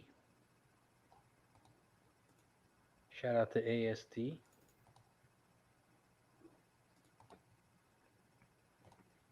Canterbury Park, race 7. They are off and racing. Shout out to the 70-plus people in the chat. Mm-hmm. We wouldn't be here without you, so thank you for joining us. We're here all night until the end of ASD, and we will be back tomorrow night from 7 to midnight. All night, handicapping the horses live. Right now, Canterbury Park, race 7. The 8 horse is out front, Western Berlin. They are 3 wide right now. The 8, the 9, and the 11. 8 Western Berlin is on the inside. The 9 horse, Silvera, at 11-1 on the middle. And on the outside, at 5-1, the 11 horse, Double Beasting. 8, 11, 9, 13. Here comes the 4 flying on the outside as they come around the final turn. They are now 5 wide with the 8 out front. Here comes the 12 on the outside. The 4 down the center. Get up there, 12. Come on, 4, 12. Come on, 12. Go up with him. The 13 is on the inside rolling. Wow. 13. Going to win. 13, 4, 8. Wow, I had the wrong big numbers. I had 12 and 14, but not 13. Holy shit. 13, 4, at 13. And great. 8. 13 was Scotty's long shot play. That's a nice winner. Willing to burn. Where were you with your hot references, Mike? Come on. I got you the 8 in third place. I don't know what else you want. We should have had that. Willing to burn. Yeah. Come on. I looked at him. I mean, I don't know. His algorithm's pretty good sometimes, but like Razor does, can't just blindly play the numbers. Nope. Next up, we got EVD Race 7. We got about 11 minutes. But before that, let's bring on our next guest. The man, the myth, the legend, Balface. And a good evening, ladies and gentlemen. My apologies. You know, I was having all these audio technical difficulties, but here I am, and there you are. What's going on, man? Appreciate you for joining us, taking the time out of your busy day. It's been a while, but the Sarge is back. Yeah, I made a promise to myself that I would not shave until I pick a winner, so I could be looking like my Cash It buddy up there to the top left of your screen. Look at that, yeah. If we're not careful, but how's it going so far? I love the race call, by the way, brother. I appreciate that. It's going good. We've hit a couple winners, but it's been a pretty chalky night. A couple 1-9s, 1-5s. Not a Canterbury. That was a 9-1 winner, Robertino Diodoro. I mean, how do you not have that? We didn't have it. Oh, yeah. All right. Yeah, so hopefully you're bringing the prices and the winners for us. Let's get into this next race and see what you have. We have EVD Race 7. Mm-hmm. We still have about maybe 10, 11 minutes, so we got some time to break this down. This is 7.5 furlongs on the dirt. We do have some scratches with the 3 and the 6. So this is a 5-horse field with there being a 1 and a 1A, they're both 6-5. This is allowance. Fillies and mares 3 and up, purse $32K. A couple jockey trainer stats. Best jockey trainer combo is on the 1 at 32 races, 38%. Best jockeys on the 1 as well. Diego, 24%. Best trainer as well has the 1 and the 1A.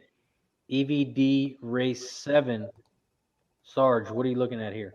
All right, so they're going to go flat mile. So it was 7.5 furlongs originally slated for the turf. So it'll be a mile over the main track here. I mean, obviously this entry is just overwhelmingly favored at 6-5. You know, when I look at this race, I thought the horse that was the most interesting one, despite the service switch, is actually the 4 Platinum Queen. I think when you look at the pace scenario here, I look to the 1A, Bellamy K, as potentially being a pace type setter and drawn outside of the 4. But look, I mean, Platinum Queen, the last 2 races we saw this horse winning were both wash-off races, meaning that they both came off of the turf. And you get Tim Thornton back aboard. You know, he's won those last 2 races. So I think this is a typical case and scenario where you got Brett Calhoun. He comes in. I mean, obviously the entry support is on spellbinding. I mean, how are you going to argue about that form? But you look at the race on July 14th, you know, the final time they went 140-3. And you take into consideration what Platinum Queen is coming out of on that same night, and they went 140-2. So I just think this is a Brett Calhoun money play here for the mutual pool. So look, if we're going to get anywhere near 5-2 to 7-2, even if we got 2-1 on Platinum Queen, I would key this horse in a late double. I like the placement here. Platinum Queen, the 4-horse morning line, 7-2, now 5-2, now up to 7-2. Getting nice. Yeah, that's a crazy price for a scratch laden field. That's exactly right. I agree, 100%. Love it. Mikey P, what about you? Race 7, EVD. What are you looking at here? Obviously, Sarge, way sharper than I'll ever be. I did like Platinum Queen. I kind of was looking at Tecate Time, the 2. Maybe there's a little bit of price coming out of some pretty strong fields, but I don't know that he's got the speed to put it all together. But Platinum Queen was my first pick. Yeah, it's going to be hard to beat these 1 and 1A, but I think it definitely can happen. The other thing to consider is the fact that, you know, that third place finisher, that explosively hot, came right back to win, didn't really earn a great speed rating, earned a 57 buyer. So you do have a key race development there. And I think 3 weeks is enough recovery time. And I would say that people are looking at that race 2 back when Spellbinding beat Platinum Queen on the square. But, you know, for me personally, I mean, unless this is a case where Brett Calhoun, for the same owner, if his mission is to go out there and duel Platinum Queen into submission, then I think we know the end result, right? But I'm willing to take a gamble. I mean, why are we getting 9-2? The second choice is Blessed Anna at 8-5, and I mean that horse got beat by Spellbinding on the square last out. So I don't know. I think this is a connection where the money's going. Brett Calhoun, G Money Gerard. If we're going to get 3-1 on Platinum Queen, I'll play that. Yeah, I agree. Tom, what about you? What are you looking at here? Yeah, I mean, I do like this 4. You know, I love horses coming off of good starts, and Platinum Queen is coming off of a pretty good start last race. I like Al Park down there. I'm sorry, Al Pike down there. But yeah, I've got with this scratchy field. I've got the 4-1 here. I mean, I will take this Platinum Queen at 7-2 all day. It's good, but like Sarge said, I mean, you never know. With G Money on this 5, could be pulling off some magic, as he generally does. I mean, he's not he doesn't have all those wins because he just sits back. But yeah, and it looks like TVG has that 5 as their first pick. For me here, I went with the 2-horse. I like Takate Time, morning line 2-1, now up to 9-2. He's raced one time at this distance. He did get third. Main reason I'm on the 2 here is my biggest slogan is pace makes the race. Wait a minute. Did you say Takate Time? Did you really just say Takate Time? Come on, brother. You've never had a Tecate in your life? Apparently. Come on, man. I couldn't even tell you what a Tecate is. We're from the Mid-Atlantic. We don't know. We don't have I got it. Okay. Things out here, Sarge. All right, I'm close to the border, so there you go. So you gonna I'm with you. I'm with you, Sarge. Is it a drink? Is it a? I know what you mean, but we gotta. Yeah, It's like a Corona. It's a Mexican beer. Yes, it's the cheaper version of Corona. Yeah, it's kind of that's why I like it. Generic, right? Generic beer, Tecate. Right. Tecate, tomato, right? I got you, brother. All right, tell me what you think about this horse at 9-2. I mean, for real, the biggest thing for me, like I always say, is the pace makes the race. I think he's got great pace for this distance. I was looking at the numbers for pace. He had 12 points higher, I believe, on the late pace. The only thing is I don't like is the speed. Doesn't have great speed, so it's not going to get out early. It had a really good workout back in May, but that's a long time ago, so I don't really count the workouts if it's past longer than a month. Right. So that didn't have too much for me, but it did have a good workout back in May. I expected this horse to race on turf, but I don't like this horse on turf. I like this horse better on the dirt. So I think with this distance at 7.5 furlongs, I think the horse is going to come late. It's not going to get out early. I think it's going to get out around 3rd and 4th and just sit there and wait to attack when it comes around the final turn. So my favorite horse here is the 2. But of course, I like Platinum Queen as well. So I just went with the 2-4, trying to beat this 1 and 1A. All right, just remember the race is at a mile. Not that, a 16th would make that much of a difference. I was looking at the charts from earlier tonight. It seems like the track's been playing relatively fair. But as far as Tecate Time, the point that you mentioned as far as not having that early speed could be a hindrance. But once again, because where Bellamy K, the 1A, is drawn outside of the 4, it really is in the hands of the stablemates here. And you would think, because it's the same owner entry, trained entry, that Brett Calhoun's probably going to tell his rider, hey, look, go out there and set things up for the stablemate, or at least break and press Diego Sainz on the 1A. So that one is drawn outside of the 4. But, when you guys look at that late double, is there somebody in the last race that you think could match up with who you like in this race? That was race 8, right? So the last leg, who did I have? That's a crazy race, by the way. So my point is, when you look ahead, Tom, and you obviously can see that last race. Mikey, take a look at that last race at Evangeline. I mean, it's a maiden 10, bottom rung, right? So chances are, if you like one horse in this race, like I like Platinum Queen, I would prefer to just play a double, right? And key the 4. Because if you play the 1 at 4 to 5, unless you're going to get a horse that's going to be 6 to 1 or better in the nightcap, it doesn't make any sense. And would you guys all 3 of you agree that we need a spread in that last race? So have you guys looked ahead? Absolutely. Yeah. You do, because just because of all the scratches this race. Yeah. You're exactly right. Wow.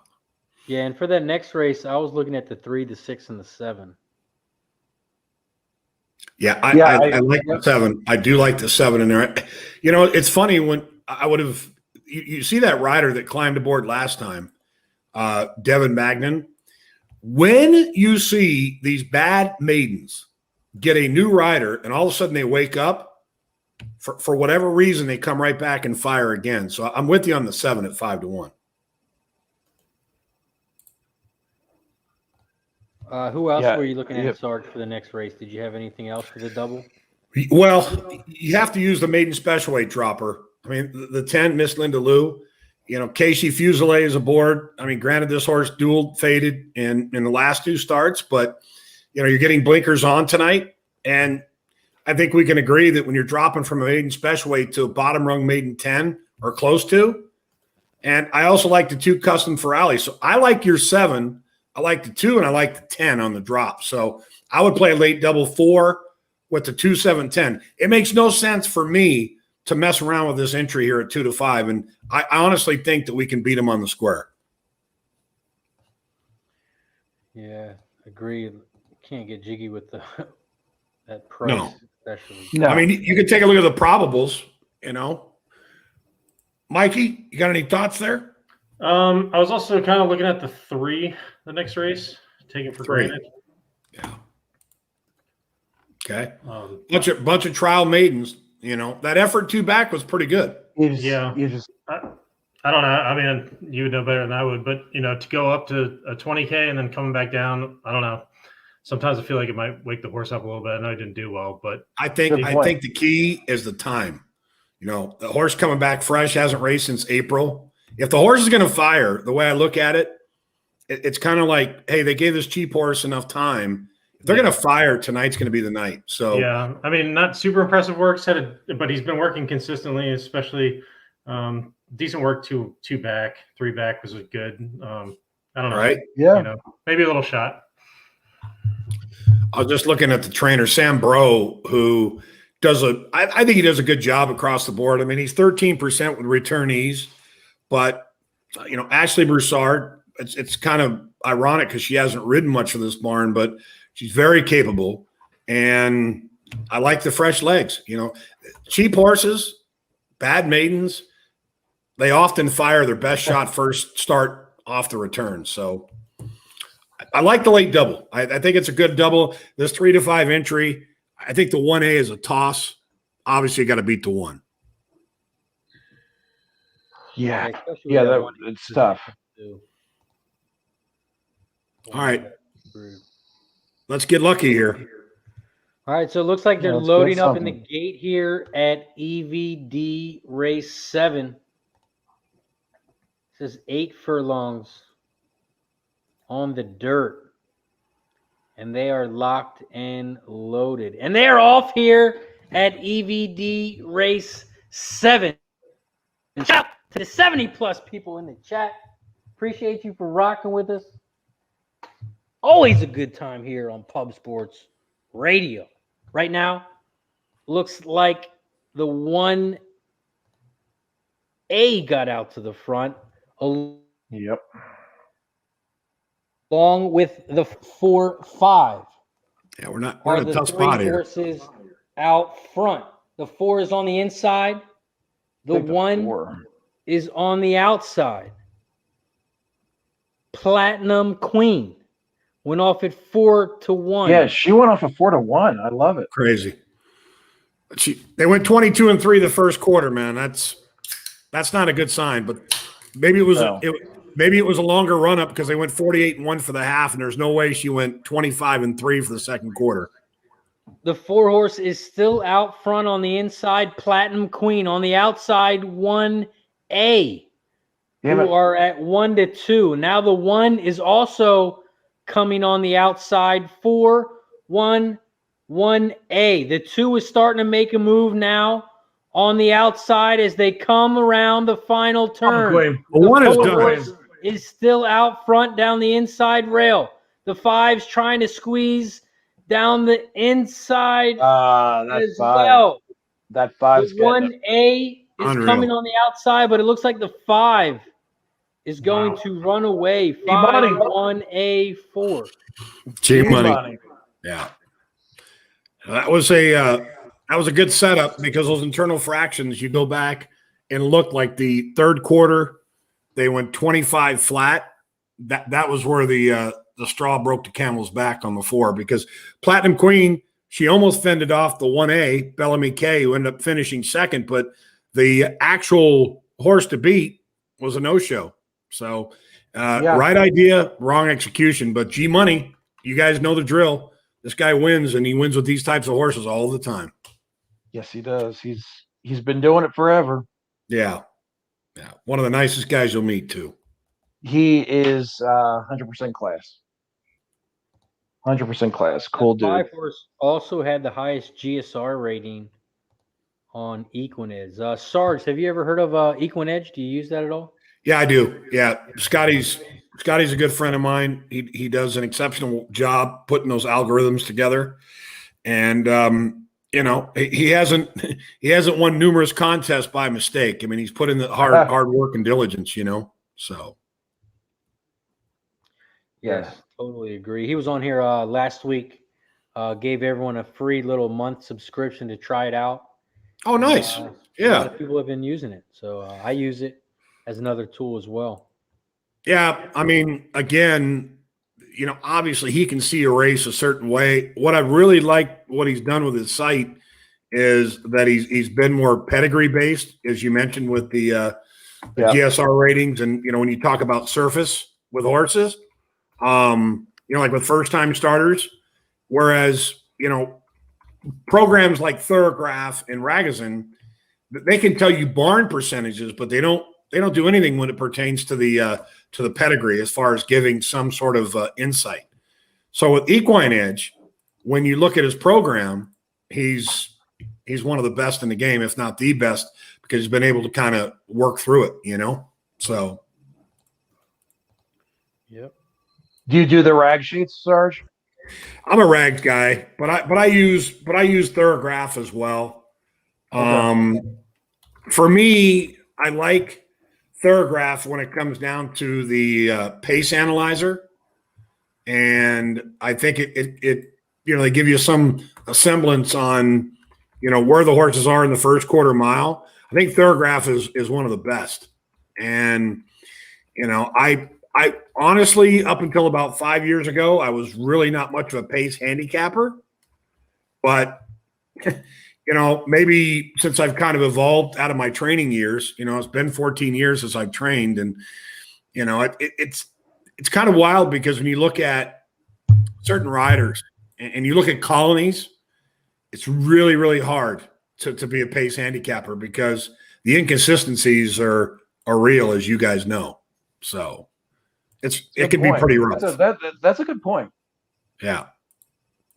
Especially if you're, like you said, you're zeroed into specific colonies. You're exactly right. Yeah, I mean, I think you guys know what I'm talking about. But I mean, I know that many have talked about, like, for example, Saratoga and these turf races, and they talk about what are these riders thinking and what are they doing. But again, there have been some knucklehead rides. I'm not going to deny that. But for me, like, for example, at Del Mar, the way I've seen it this year is that it's been very speed conducive, especially in those 5/8 sprint races on the grass. It's there are areas where it's like impossible to make up any ground, Yes, and I believe Brant said he missed the subscription. Right there's the link. If you click it, tiny.1/RSPicks. If you click that link, it'll get you a free month of Equine. Oh, that's great. You check that link out. Free month. Try it out. Let us know what you think. Before we get into this next race, let's bring on our next guest. Uh-oh. No more rules. My guy, Jimmy the Bag. What's up, Jimmy? What's happening, fellas? Whoa, look at this guy. Great. Look at that collection. That's a hell of a collection, man. Thank you. Great to share the screen with you, Sarge. Yeah, you got any size 8s back there anywhere?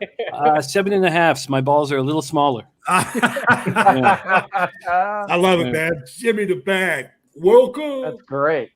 All righty. What's up, Jimmy? So great to see you, Mikey and Razor. Thank you for having me as always. Tom, Sarge, what a treat. Guys, everybody in the chat. This is my favorite part of the week. Great to see you all. Love it, man. You just made the show 10 times better.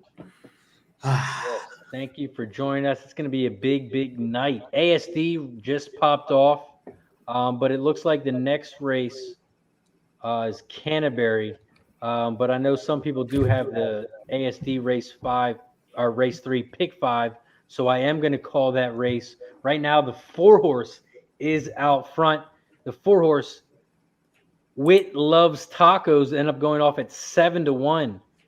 is now out front on the inside, but now out in front, coming on the outside, Come on. is that 3-horse, Praised Loudly, who went off at 4-1. 3, 4, 6. As they come around the final turn, the 3-horse is still out front, Praised Loudly. He is on the inside and rolling as they come around the final turn. The 6-horse is trying to come on the outside. The 4 is trying to come down the center, but the 3-horse is still fighting strong on the inside. But here comes that 6 late, but he's not going to get up. The 3-horse is going to win 3, 6, 4. It's your final at ASD Race 3. Boom Bye's in the house. What up, Boom Bye? Happy Mike, Omar Perez, Ghoster, Jose. Another Say Hey Play winner. Nice. Jose. All because of the mustache. And because my guy Jose took it serious today. I hope he did. If you noticed, there wasn't as much smiling today when he gave out his play.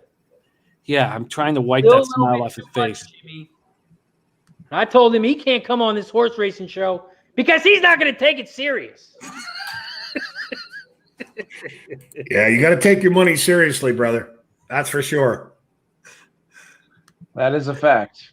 All right, look, we got 1 minute to race 8. Bagman, what do you think here? Canterbury. Well, my plan was to use the 5 Silver Dash. Are we talking Canterbury here? Yeah. The 6 Yeah. Prince Rama and the 10 Golden Gully. But I saw that both Gas Station and EE like the 7 Johnny Up. So I think that I'm getting big enough numbers, 13-1 on Silver Dash and 7-1 with Golden Gully. I think there's big enough numbers to exact the box 4 horses. All right. Oh, wow. Okay. So that is my plan that I'm going to bet. All right, what are those numbers, Bagman? That is 5, 6, 7, 10. 5, 6, 7. Yeah, I like that. 5, 6, 7, 10 Canterbury. Again, late double opportunities, gentlemen. I mean, I don't really have a strong opinion here, but I'll give you one horse that I like, and it's the 9. You know, getting out of Stakes Company. Trainer wins 18%, 19% at the current stand. Dropping out of Stakes Company. I'm going to go to the 9 with a win place bet. I'm not going to play the late double, but at 7-2, Magician's Holiday looks good enough for me. It looks like there's a lot of pace in this race. That drop is very exciting for that 9. Should help. I hope. Yeah, that's one of the reasons I'm on the 9 as well, is that pace. Magician's Holiday has really good pace here. 6 furlongs. I also like that 7 horse as well, Johnny Up.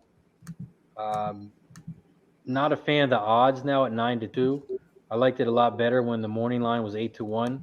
Right. But he had a really good workout back on July 30th. So I like the 7. I also like that 10 at a price.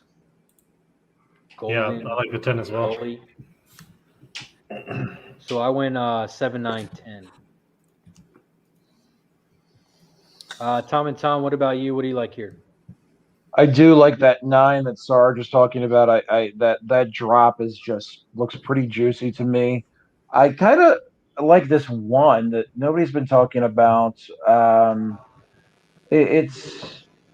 love the price. I kind of like where he's coming off of. He's coming off a half decent last race, and I also have the 6. The 6 I think right now is the chalk, but I'm definitely including the 6 on my ticket. I mean, not many bad things that you can say about the 6. It's a little bit of a step up in class, but he's got the best dirt speed. He won his last race. He's a pretty decent horse, this 6. So I've got 9, 1, 6 here. Canterbury Race 8, Mikey P. What do you like here? I went with the 10 as my top choice, and I went 5, 7, 10. I think we can get some prices here. I like Jimmy's 5 Silver Dash a lot too. Yeah, Silver Dash. Yeah. Couple jockey trainer stats. Best jockey trainer combos on the 6. 68 races, 31%. Best jockey is also on the 6, hitting 20%. Best trainer is also on that 6. The trainer also has the 2 horse as well, Candy Prince. Canterbury Park, race 8. Looks like they're walking up to the gate now. Good luck to everybody. We've had some nice races tonight at Canterbury. Yeah, for a sure. Very underrated track. It's one of those B-level tracks that doesn't get a lot of press, but they do have some good races. They do. I feel like right now in North America we have A tracks and C tracks, but you're right. Canterbury fits in that B track mold, and the pandemic kept me away from Woodbine for the last year and a half. Being there over the last, oh, you look so happy. I saw you there with your daughter. Yeah, it's great. Oh man, it was magic. Oh, sorry, we're off. Sorry, they're off in racing here at Canterbury Park, race 8. Looks like they are 4 wide right now. 2, 4, 6, 7. Candy Prince is on the inside at 6-1. In the center is the 4 and the 7. And on the far outside is that 6. Come on, Silver Dash, baby. You make it. They are coming around the final turn. The 2 is on the inside. The 6 is down the center. And it looks like the 4 is trying to come on the outside. Come on with it. The chalk, 6. the favorite, is still down the center and battling with that 3 horse. Here comes that 4. 4 horses flying late, but looks like the 3 is going to win. Yeah, Wow. 3-1. No, that wasn't the 3. The 3 That was a 2. Oh, that was the 2. That Yeah. was that 2 that you guys had. Nice work, guys. Ruben Fuentes. That was a great ride. Yeah, your off odds there on the 2 were, what do we get on that one? 8-1? 6. Went off 6-1. Oh, wow. Fast time. I mean, they went 44-2 for the half. I don't know what happened to the 9 early, but that Magician Holiday was way back early. Never really made much of a menace there, but that was a good effort from Prince Rama. Took a lot of action there late at 8-5. But Bagman, did you have the 2, or was that no? Mike? That EE had the 2. I did not. Nice job. I did not. Dude, 264. Nice job. I think our guy Connor Mack had it. Oh, beautiful. C-Mac? That third off the layoff. That third off the layoff wins so much. Yep, sure does. Timing was good. June 6th, July 8th, August 4th, But if you would have told me that horse is going to link up like that and keep running, I would have told you were a fool. But in the end, it played out. Yeah, I mean, the 9 horse clearly can't run unless that horse is engaged early. Magical Holiday. Yeah, 2 horse went off at 6-1. Candy Prince. Oh, man. Oh, boy. Let's see what we have next. It looks like EVD. Evangeline race 8, yeah. Race 8. It's the last race here at EVD. That was that horrible maiden race for maiden 10 we talked about. Yep, this is 5 furlongs on the dirt. This is the maiden claiming 10K. Fillies and mares 3 and up, purse 15K. A couple jockey trainer stats. Best jockey trainer combos on the 6. 37 races, 30%. Best jockey is also on the 6. And the best trainer is on the 2. The couple changes. The 5 horse is cutting back from 7 furlongs. 6 horse has a different trainer. 3 horse has a different jockey. The 10 horse has blinkers on. And the 9 horse is a first-time starter. EVD race 8. Sarge, what are you looking at here? As I was saying a few minutes ago, the horse for me is probably going to – I want to see him out on the track, but I think I'm going to go with that dropper. You know, I mean, so many of these horses have, failed multiple times, whether it be maiden 10 or a few even for maiden 5. But that Miss Linda Lou – Yes. The drop is significant. The other point being is tonight you've got a fast track, okay? So this horse has had 3 career starts, 2 of which were on the turf, and they kept that horse the maiden special weight despite the kind of the poor performance after a poor break on debut, and then broke slowly in career start number 2. But the 3rd start was over a good track, and that horse showed a little more stick that night. But I like the fact that Casey Fuselier is back. Not a fan of the fact that the trainer is just winning at 3%. That's kind of woeful. But at that price, 11-1, maiden special weight to maiden 10, this has got to be a horse that I would look at, perhaps across the board. You mentioned the 6 horse here.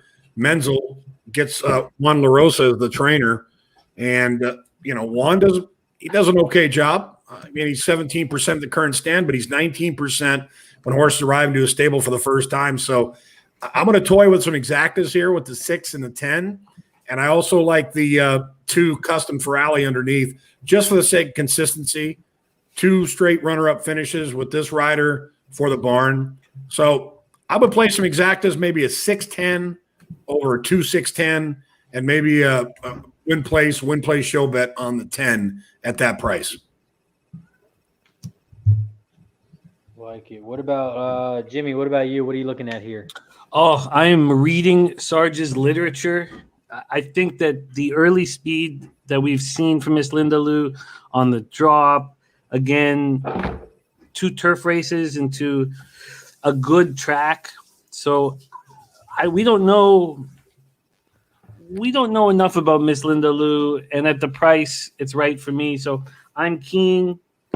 Miss Linda Lou to the 2-3-6 on top and underneath. So to the 2 custom Ferrari, the 3 taken for granted, and the 6 Menzel. I was trying to get in. I was putting the kids to bed. I was trying to get in for the race before this, but it didn't make it through. I had a Takati time double to Miss Linda Lou, is that it? Miss Linda Lou, you got it. I had it, and I thought, oh man, was this going to be like so juicy? But not around. But yeah, I'm 100% with Sarge on the horse with the seemingly most potential here at the best price. Tom, what about you? What are you looking at here? Well, after all that talk about Miss Linda Lou, you guys are good salesmen, but I'm gonna watch this race. I didn't have Linda Lou in my original pick. Right now, when we were talking about, I didn't have this double, but I'm still gonna go with the horses that I had in it, and that is the 2, the 6, and the 7. I really like the 7 at a price. The cat horse, Tap the Cat. The 6 right now is the chalk. But I do kind of dig the 7. I think he's not going to win, but I think he can get on the bottom of a ticket. That's a nice little price. Sarge, we were talking Dodgers before you got on, man. You guys are stacked. You got Mac. Your team is looking good, man. Well, with Mac. I'm a transformed Angels fan with my son. He's a big fan of Mike Trout. So I respect the Dodgers, but over the course of the last couple of years, I've kind of converted, across town. But the reality is that now that they've got Scherzer, and I guess he gave up a home run in the first top of the inning there to begin the game. But I mean, they're trying to shotgun this thing with an older pitcher. I respect it, but they still don't have a bullpen. So the way I see it, yeah, that's going to be tough. they're gonna need some luck. And I think what you're seeing with the Giants, I mean, obviously they're coming with a purpose, and Tatis can take care of that shoulder. I mean, he's dislocated it again, but if they can stay healthy, the Padres, it's going to make for a real interesting series for sure. But that's a hell of a division.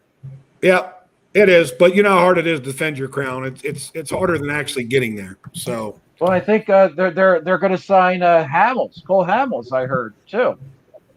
Yeah, as a starter. I mean, an older starter. It's age. 37 years old, 38 years old. Yeah. I think they're kind of desperate in that regard, but I still think that their weakest link is the bullpen, and I think there are many that could attest to that.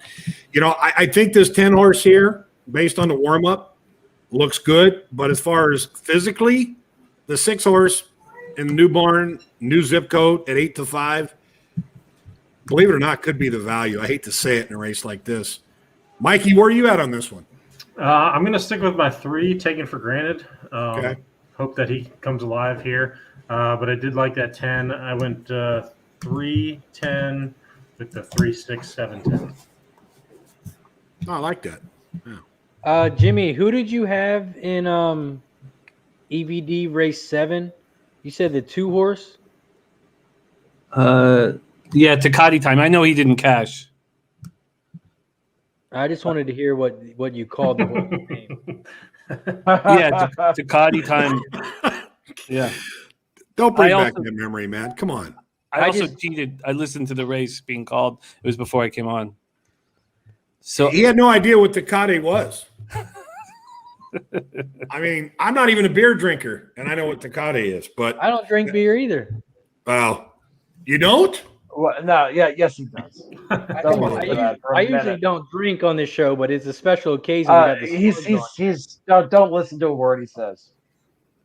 I mean, you're in Wisconsin. You're in Wisconsin, right? No, I'm in Delaware. Delaware. All right. Well, you're a Packers fan, aren't you? I am a Packers fan. How the hell did that happen? My cousins are from Wisconsin. Somebody dropped him on his head or something. I don't know. And I see Jimmy with the bottle of McCracken. So EVD race 8. We still got about a minute real quick. So I'm going to take a shot. Mountaineers popping off too. The Mountaineer race, I just, at some points you fall in love with a 10-year-old gelding, and he's just been magic the last few races. I thought I was going to get a huge price, and I'm not. Oh, wait. You're at Mountaineer right now. They're getting ready to load. Who do you have there? Well, I thought I was going to get a huge price. I'm not, but I'm on the 9 White Gladiator. I mean, we got 10-year-old who's never run better. Same one as I like, Jim. Yeah, but I at this price, I still bet it, but I don't like it as much. Sarge, what a treat to share the screen with you. I'm going to hammer this Kraken on your behalf. I love you guys. What a treat it is to cap horses with you. My favorite part of the week. Respect, gentlemen. Respect. 60-plus people in the chat. Thanks for hanging out with us. Thanks for Sarge hanging out with us. Hoorah. Yes, sir. I'm living vicariously through you guys on the top screen drinking that. So, hiya! There you go. So, I guess we're going to veer from Mountaineer and focus on Evangeline, or what are we doing there? Yeah, I didn't have anything for Mountaineer. Okay. I was kind of looking at the 1-horse Will Dancer. Yes, my doubles keyed to both those horses, and I boxed them. So it looks like they're off and racing in Mountaineer, so I will call that race. Better hurry. Like 1-horse. What do you say, Sarge? Said he better hurry. It's a mile race. Take your time. Okay.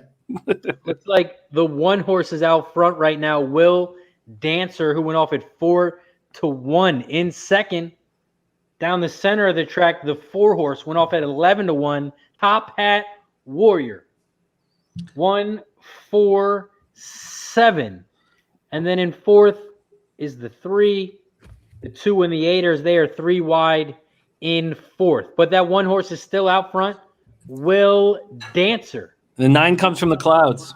in second, the 4 horse Top Hat Warrior went off at 11-1, but that 1 is still out front, has about a 3-length lead at 4-1. The 7 horse is starting to make a move now on the outside as the 7 and the 4 are gaining on that 1 horse as they come around the final turn. The 1 is now moving towards the center of the track. The 4 is on the inside rail. Shit. The 7 is trying to come on the outside. But that 1 horse Come home, 1. is still battling. Come on, 1. And the 1 horse is going to win. That should have been a juicy double for me, but I thought the 5 won the last race. I had the 2-5 to the 1-9, but I guess the 2 beat him by a taint hair. 1-4-7. 1. Hey, 4. guys, there was a late scratch at Evangeline. If you had the 7, your cat horse, it's a late scratch. Tap the cat. Yeah, that was. I did like that horse. Thank you. Shit. But how about the money coming in now in Custom for Alley, the Trial Maiden? I mean, the more I see that, the more I like the 6. Obviously playing the 6 and the 10 in the exacta box, but using the 2. But I'm not liking a horse that's 0 for 11, co-favorite on a horse that's changing zip codes to an 18% win trainer.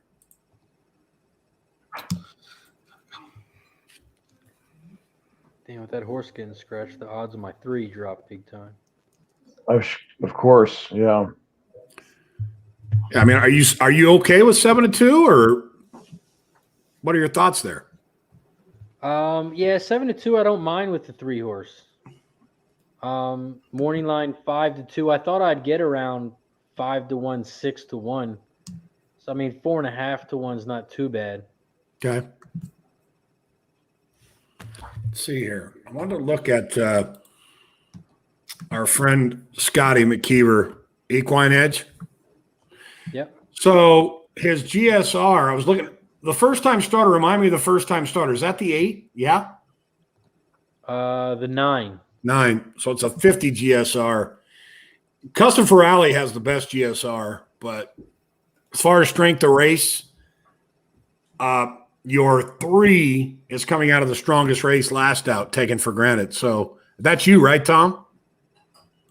Yes, that's accurate. I don't know. I'm gonna stick to my guns here.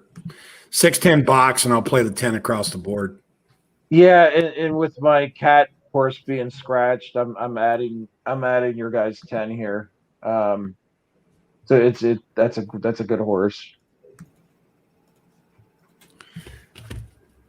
Mikey, who are you on here again?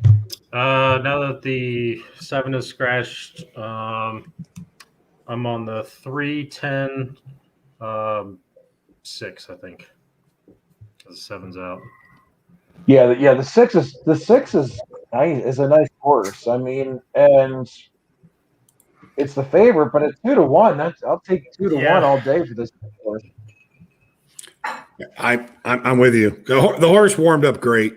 You know, I'm just taking a shot with this 10 because of the drop. You know, I mean, I figure that maiden special weight, maiden claiming drop, we've seen it too often. You know, I call it the best hop is that drop. That's my favorite class drop in any jurisdiction. You know, sometimes you can classify like Belterra, those Ohio State breds. You can go, well, how much tougher are they? Believe it or not, they can be a lot tougher. So when I see protected, 2 turfs and an off track, getting a fast track and a drop in for a tag, I'm playing at 9-1. Agreed. And we've seen early speed. We've seen early speeds. 5 furlong race. Yep. Yeah. And the drop is something that I've gotten into over the past maybe 6 months, a year or so, and it's paid me dividends. And trouble. I mean, the horse had trouble the first 2 starts, but I guess we'll find out here in a second. Your Dodgers just took a 4-1 lead, Sarge. Yeah, they're not my Dodgers, but thank you. Sorry. I mean, I respect them, but they're not. I mean, I'm an Angels guy. That's right. Well, Mike Trout, he's a Philly guy. I cashed Sarge. I cashed the Angels first 5 -1 today at +102. Nice. And, Thanks for sharing the wealth. I Appreciate it. needed it badly, Sarge. I went 0 wins and 9 losses last night and didn't sleep. You're a due. All right, they're loaded up over there. Let's roll. Yes, they are locked and loaded here at EVD Race 8. Shout out to the 60+ people in the chat. Appreciate you for joining us. Looks like there's a jockey horse get acting up. Yeah, Chuck. you yelled so loud you just spooked the two, I think. I mean, I think Antonio Kias got punched out the back of the gate. I'll send the boy off too. All right. He's adjusting his bootstrap. Now it looks like they're going to unload here, I think. Yeah. I mean, the jock, yeah, they're going to unload the two. So what's your take, you guys, when you get a horse that, not in this case, when a horse busts through the gate prior to the start, do you rip your ticket up? Or Yes. cancel? Yes, immediately. All right. Just a quick vet check. The two's going to reload here. Kind of. I'll kick the assistant starter in the back. And let's bring on our next guest before this race pops Another off. guest? We got Mr. Dennis Trusty's in the house. What up, Dennis? Oh boy. What's going on, y'all? How y'all doing tonight? How you doing, Dennis Trusty? Trusty. Hoorah. Dennis Trusty. Wow. All right, looks like they're loading back up in the gate here. At Another EVD. celebrity. Richie C says, how about them Yankees? They blasted the Orioles. All right, they're running, brother. They are Play a off minor and league team. rolling at EVD Race 8. And it looks like The they 10. are 5 wide There she is. now. But the 10 is on the far outside and shot to the front. Come on with it. And the 10 is looking very strong here. Has 13 about a to 4-length one. lead. At 12-1. Miss Linda Lou at Come 12-1 is out front as they head around the final turn. The 10 is on the inside. Way up there. And here honey. comes that Come on. 6 on the outside. Come on, 10. Fight. They are coming down Push the 10. final stretch. The 10's down the center. The 6 is on the outside, and the 6 is flying by everyone. The 3 is 6. coming late. Stay up, 10 for third. No. Didn't happen. Jeez. 10 for a third. 3. Pitched anchor. Pitched anchor. Yeah. Send that one to Charlestown. 4.5. He'd win there. Mountaineer. Looked like it was 6-3-8. See, I don't mind getting 12-1 and getting a cheap thrill like that. You know, Yeah. if that horse had been like 7-2, I would have been mad at myself. But at 12-1, you know, hey, Yeah. Yeah, agreed. Worth the price of admission. 100%. the 3 ran good, Tom. You're right about that horse ran well at 9-2. Yeah. Yeah, it was a decent horse. Well, I don't know about a decent horse, but it was a decent bet. Decent bet. You guys don't want to own any of these for sure. Fair enough. Fair enough. Yeah. I will correct myself. Let's look at the next race. We got Canterbury Park Race 9. This is 5.5 furlongs on the dirt. Allowance 3 and up. Purse is $31K. Couple changes. The 2 horses cutting back from 6.5 furlongs, and so is the 4. But that 4 horse has blinkers on this race, and he was claimed for $50K. First One time horse. gelding. Yeah, and yep. And the 1 horse was cutting back from 6.5 furlongs. Couple jockey trainer stats. Best jockey trainer combos on the 7-1 at 100%. After that is the 4 horse, 11 races, 36%.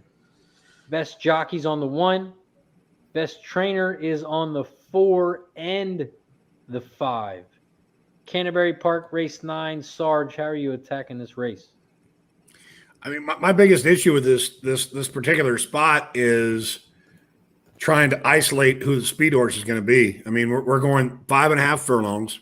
You know, you've got a sprint, and usually in a spot like this, you could have 1, 2, maybe 3 horses that you could expect seeing them on the engine here. You got a first-time gelding. You got a pair of Diodoros, uncoupled, different owners, the 4 and the 5. You know, Excursion does come off of a pretty good race last time, and that horse is sitting on the board at 4-1. That type of an effort, even though it was the 9th career start, it was a maiden special weight. We call it the light bulb. Would usually win right back. But the one thing about Silver Ratio, you go back to that horse's debut in January of 2020 when Pletcher's Barn, that horse showed big speed that day in a maiden special weight. It was a legitimate win. Son of Liam's Map, first off the claim, they protect him, whereas they could have done any number of things. I'm not a big fan of the recent works. So while the money says 4, in my mind, I'm thinking Diodoro 5. And Excursion, again, that was a blowout win. There wasn't much behind him. And, you know, the fact of the matter is you had a 6-pack that night. The runner-up, Runaway Harry, was a first-time starter that took some late money. But I'm going to go with the other Diodoro at the better price at 9-2. I'm a big fan of the first-time gelding and the blinkers on for the 4. But I don't know where that horse's speed has gone. So I'm going to go 5.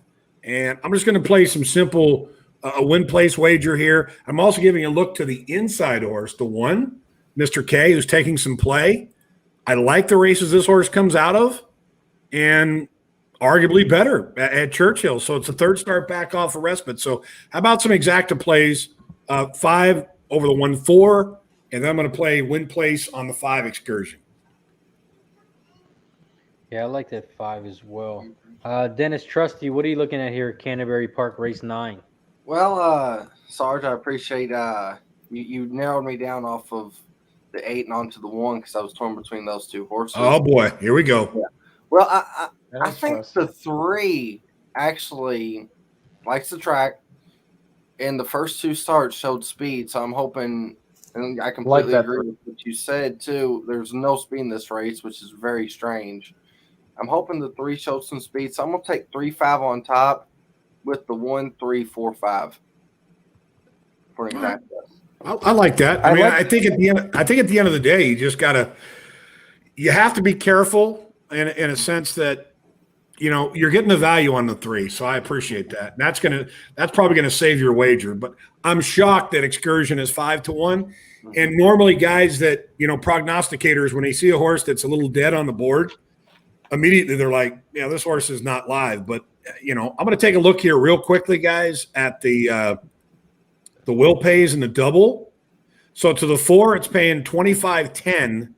Wow. Next man up is the 8 at 55.30. The 5 is paying 74.40. So the 4 is getting hammered in the pick 3s and doubles. In the pick 3 to the 4, 193.80. Next man up to the 2, 502.60. So if you're playing that angle at 5-2 Silver Ratio, might be a gift to some, but I'm still going to go against the grain here.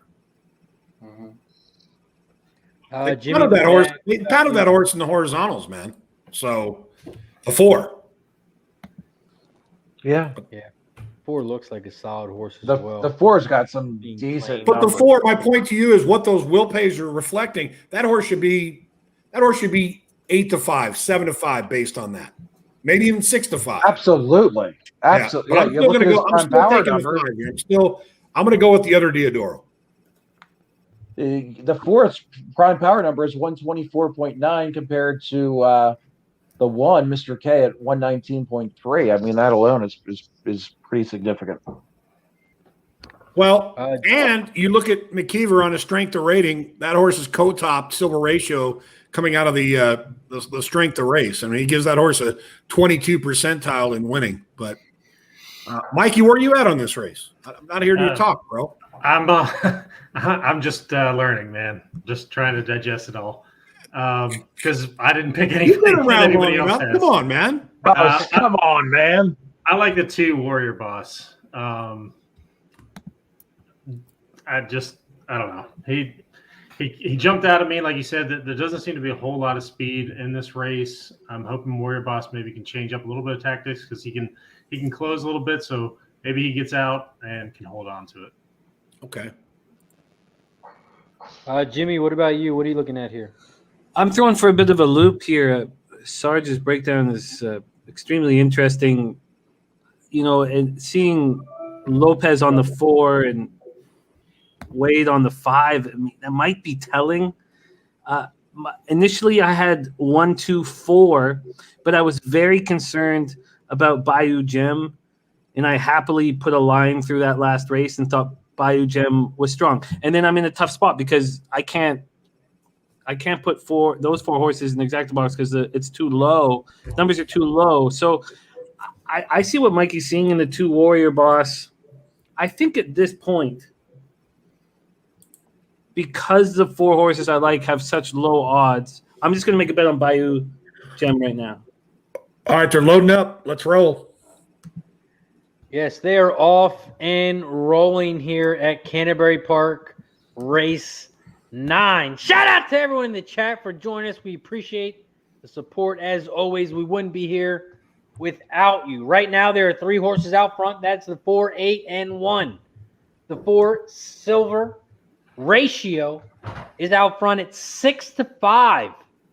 In second on the outside, Bayou Gem, who went off at 5-1. In third, Mr. K, who's about 2.5 lengths back from the lead.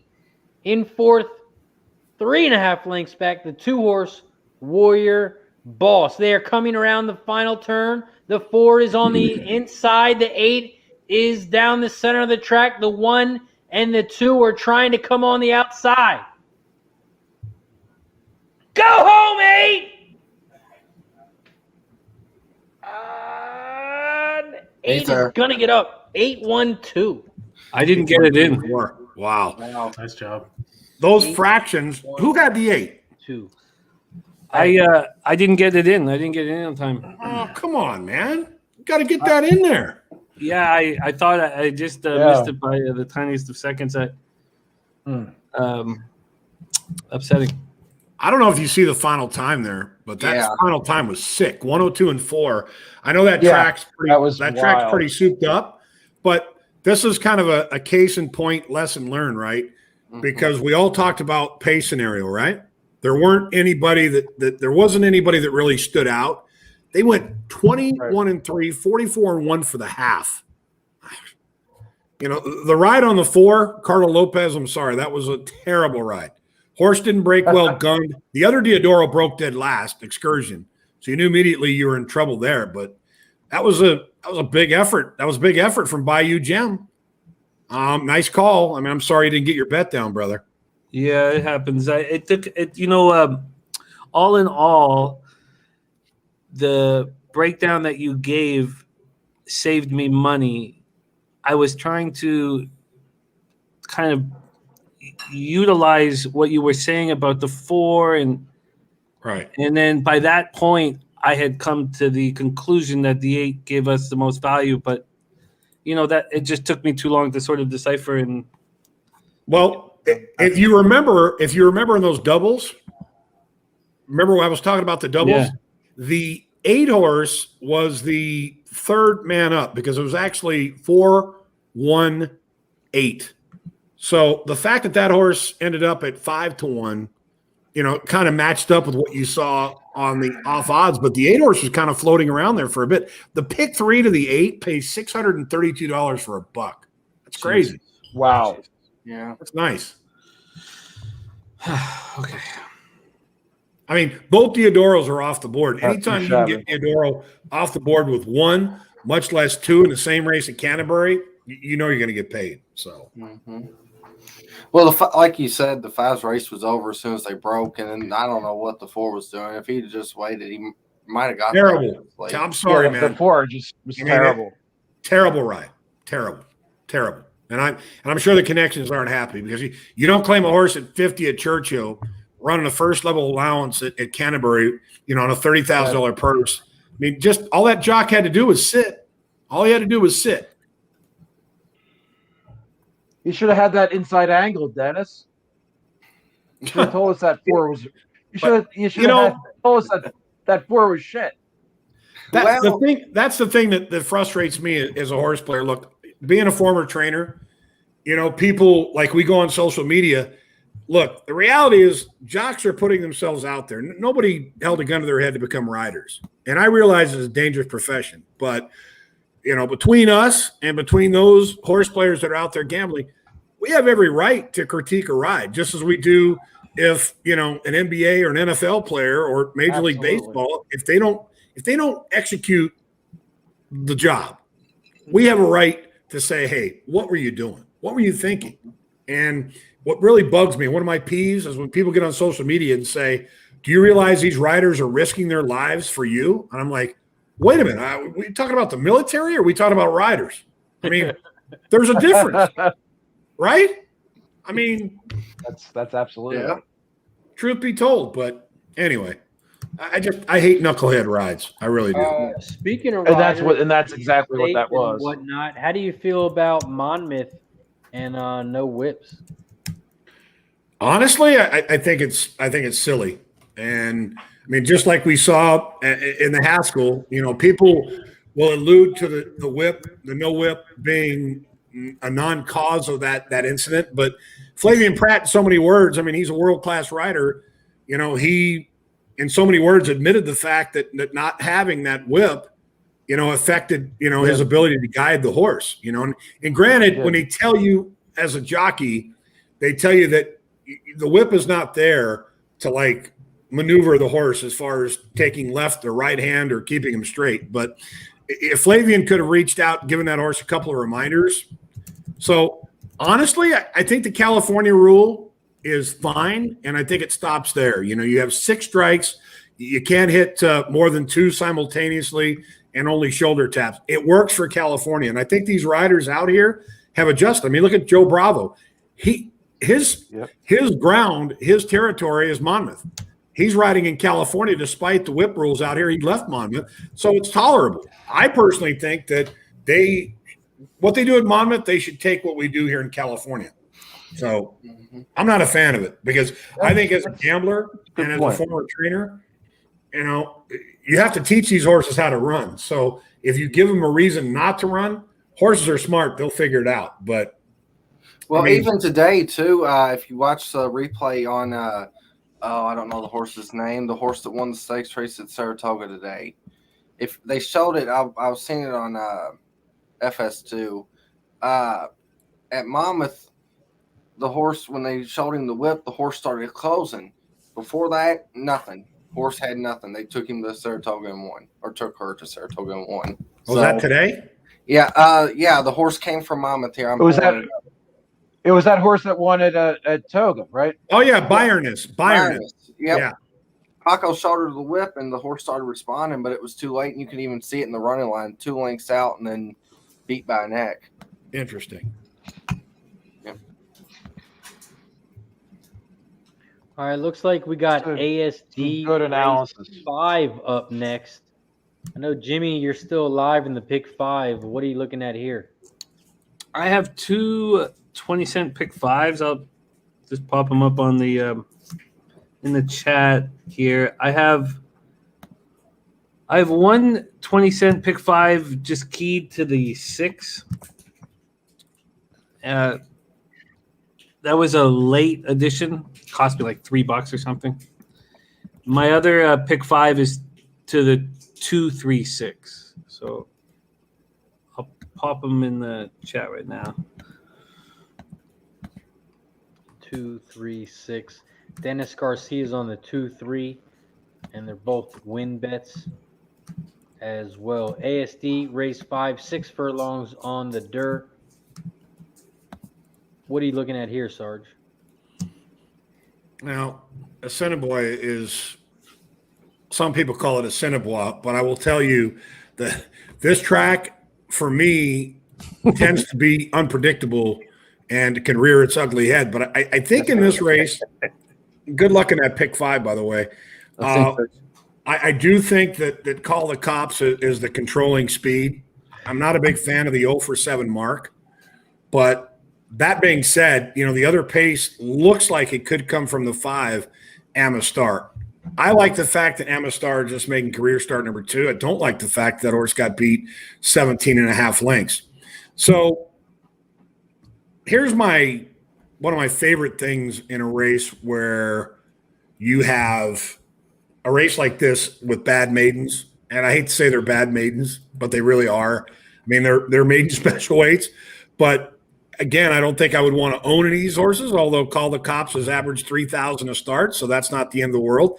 What I try and find in maiden races that I'm not a big fan of the field are horses that can pass. And you probably say, what do you mean by that? If you can find a maiden that has the ability to pass horses, especially when they're relegated to maiden claiming. This is a maiden protected, maiden special weight, if you call it. There's nothing special about this field. But I like the fact that Peb has shown the ability to pass horses. And you get Jorge Carreno. Jorge Carreno back. The only issue I have here is this horse was a boxcar number last time at 47-1. But remember what I was saying to you earlier about riders coming back who seem to get run out of a horse? The pace, I'm expecting there to be pace. I think the 5 will go again. I think the 4, X-High Kid, will show pace. So I like the 3 Peb. It's a concise field. We've got 6 horses. Who's going to take 3 to 4, 6 to 5? I'm not. So for me, I'm going to go 3 and hoping I can get 7 to 2 in the end. Peb in this spot. Yeah, I agree. I'm on the 3 to win as well. I also threw the 2 and the 4 in for my prices. But 2 is my favorite horse as well. I mean, 3. Peb was my favorite horse as well. Morning line 3 to 1, now up to 5 to 1. I don't think we're going to get 5 to 1, but I like the price as of now. Dennis Trusty, what are you looking at? ASD race 5. I agree with what both of y'all said about the 3, and you got to use the 6 as well. I will talk about a horse that's you didn't mention in there was the 1 Backstreet's Back. No, Dennis, can you sing it? No. You ain't tricking me, Tom. You're not getting me on that. If I was probably sober, I might attempt, but no. So what I like about this horse is the same concern about the 3. Has not taken any money on the 3, and the 1 has taken a lot of money. Beaten favorite 3 times. I know that's not a great thing, but it's not the end of the world, like you said. So I like the trainer on that one too. I like your one, Dennis. But I'm boxing 1, 3, and 6 here. Exactly, and try 1, 3, 6 for Dennis. Tom and Tom, wow. what about you? Shit. Wow, let lightning strike me down because I have the exact same horses as Dennis does. 1. All right, I got to change my horses real 6. quick. Yeah, please. Go ahead now. I like the 1 coming 3rd off the claim. I do. I don't know. This is one of those tracks that I'm just kind of getting my feet into and learning about. But I do like this trainer on the 1 and the 3 that you guys were talking about. Not much you can say bad about the 3. Same thing with the 6. 6 is coming off a pretty decent last race. I think we might get it a nice. I mean, I think what is it? I think Cops is probably now the chalk, but yeah, I have 1, 3, 6. Just gonna box Mikey that. Mikey P, what are you looking at here? I have the 2, 3. Going with the 2 first off the claim. Good trainer, does well with time away. Hoping this horse improves a little bit, but I do like that 3, so I'm going to go 2, 3 as well. Win bets and exacta bucks. I like it. The 2 horse is also cutting back from 6.5 furlong. Has a new jockey and a new trainer on that 2 horse. Highest GSR rating is on the 3 horse Peb. 66 GSR rating. The next best is the 2 at 62. ASD race 5. We got about another minute left. I'm on the 3 here to win. And then I take the 2, 3, 4 exacta try box. 7-2 for Peb. Yeah. All right. That's dangerous. I would, if you guys don't mind with the minute moving in, I'd love to start hearing, or at least set the table for this last legitimate race at Canterbury. I'm very interested in your thoughts here, and I'm very high on the deuce over there. Let me move my. Here, I help you out, we're Jimmy. popping. We just popped off. Race 9, Jim, the one that just is going off now. No, Canterbury. We have one more. Race 10. Race 10 coming up at Canterbury. One more legit race over at Canterbury. Well, I don't know if that's legit, though. It's a main claiming state bred 7.5. I don't know how. Oh, no, I hear you, but I mean distance-wise. Distance-wise. I'm keen, or I'm trying to figure out how to bet it, I guess I should say. I really like Ruby's Red Devil.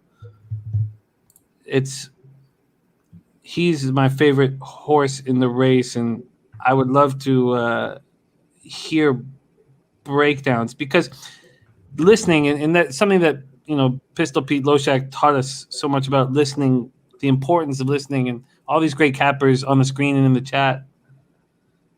It did say, even though I didn't get to bet in on the 8, it did save me money listening, and I'd love to hear your thoughts on this next race at Canterbury. Yeah, next Canterbury race is 8 furlongs on the dirt. This is maiden claiming 8K, 3 and up, purse 11K. A couple jockey trainer stats, best jockey trainer combos on the 4, 86 races, 28%. Best jockey is also on that 4, hitting 20%. Best trainer, guess what? He's on the 4 as well at 21%. Canterbury Park, race 10. Sarge, what are you looking at here? All right, just a heads up that at Assiniboia, they are turning the corner here to get in the gate.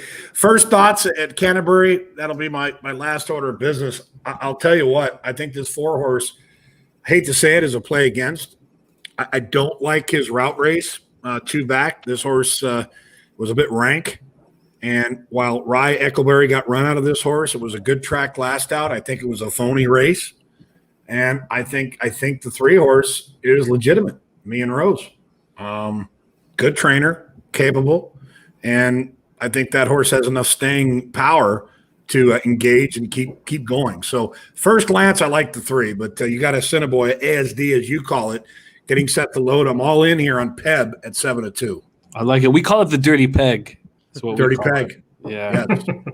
Those of us who've run through Winnipeg know that you'll get it's the limping capital of Canada.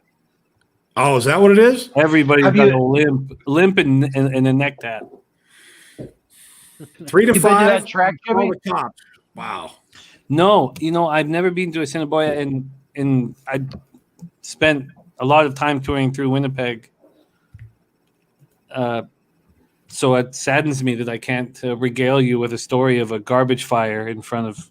I'd love to hear. I love those stories about garbage fires at racetracks. I know you do, Tommy. I know you do, buddy. Oh. All right, they are off and racing here at ASD Race 5. Shout out to the 50-plus people still rocking with us. 10:30 at night, handicapping horses. We appreciate the support as always. Right now, it looks like the 2 and the 4 are out front. Come on, it says the 6. 6 is up in front. He's got the lead, I think. 6 is in the center. 6 is in a battle, though. He's in a battle. Yeah. It looks like 2, 6, 4, but the 6 has poked his head out to the front. It is now 6, 2, 4. The 3 better pick him up, man. He's dead last, turning for home. The 3 horse is coming hard on the outside, but as they come around the final turn, it looks like the 6 horse is going to run. Can we run them down on the inside? Come on, 2. Away. The 2's trying to come down the inside. The 3 Get up for second. is coming late on the outside. But Yeah, it's gonna 6-3. be Give me late. 6-3. Yeah. 6-3. Yeah, 6-3-2. 2. 3-2. Chalky result. 6-3-2. I thought there was no So chance. exacta 6-3 for $1 pays $4. Oh, yeah. Yeah. So you double your money. Wow. Yip de do. Kinda. I mean, if you played it cold, you get 4 to 1. Oh no, right? I didn't even. Yeah, no. I Or the not try. have I mean, those were our 3 favorite horses. Well, I mean, here's look, how the we, reality here's is, how we even can- if you boxed it for $1, you make $2. well, Big and deal, here's, right? Here's how we can turn it though too. Bam. Is, since I boxed 3 horses like an idiot, Jesus. it's that was dumb. I was trying to beat the 6 though, really. But Oh man, with those it's better odds. than I mean, going the whole big. point, if you're trying to beat the 6, you should have just thrown that horse completely out. That's mean- true though. That's true. Yeah, I mean, yeah. The With those social odds, media come on, geniuses Dennis. are calling me out all the time when I do something like that. But you know, it might be interesting here to see what the trifecta comes back.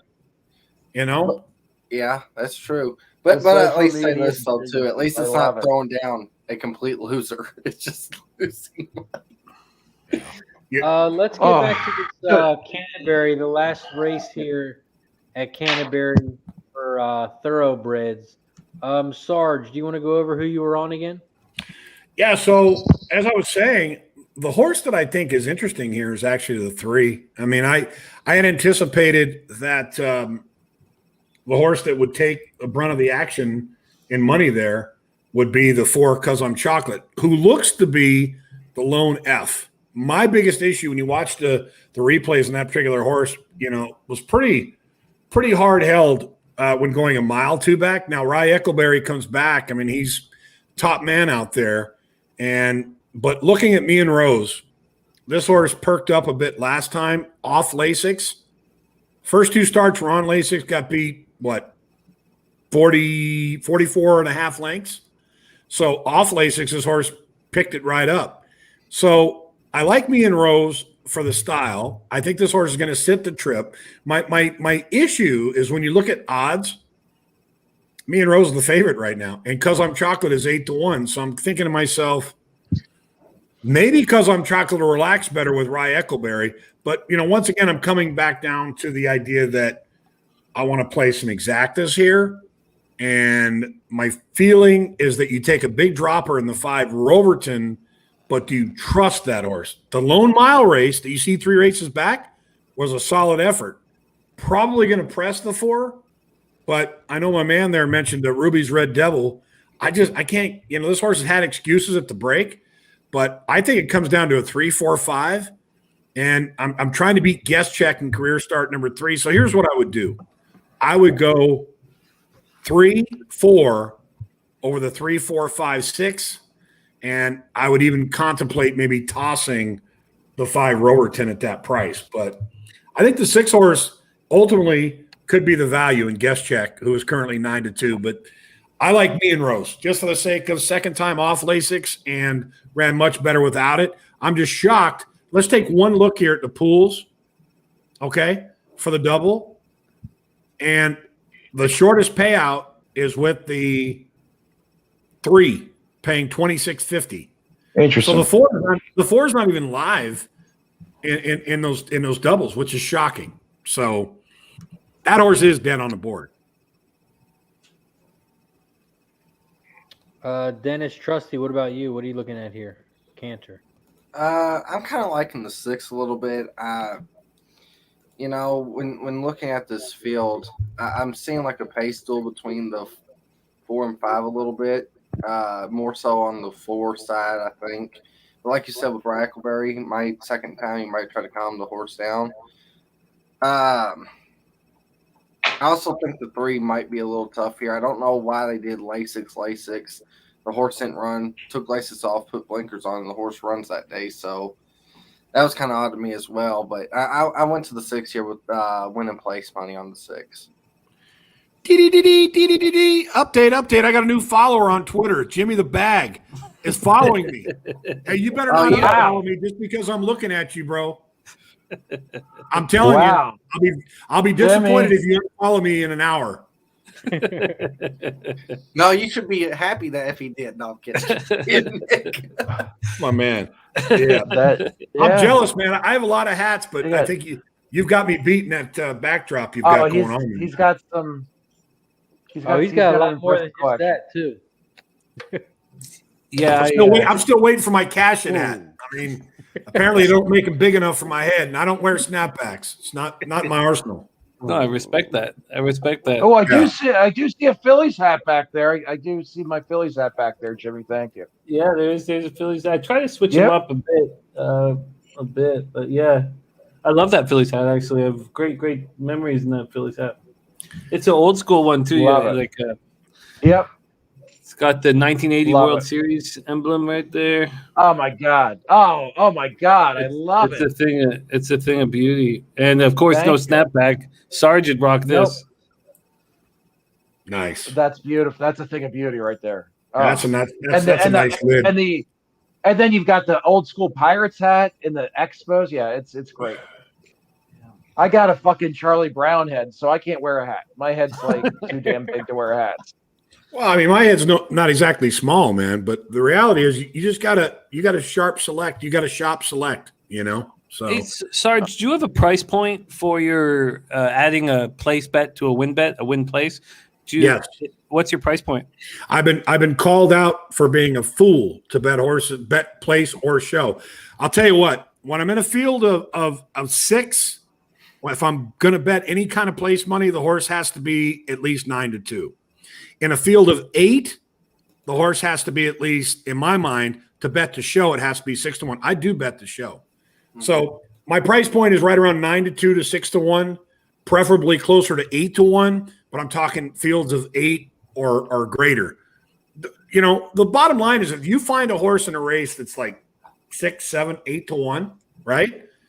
You got to back it up. And if you don't, you're a fool. Let's say you got a $100 bill to play, you know, even play 60 to win, 40 to show, or, you know, 60 to win, 20 and 20 type deal. That's what I think. But I've gotten my money back and then some doing that. If you're betting a horse to show, are you also betting the horse to win in place? Not necessarily.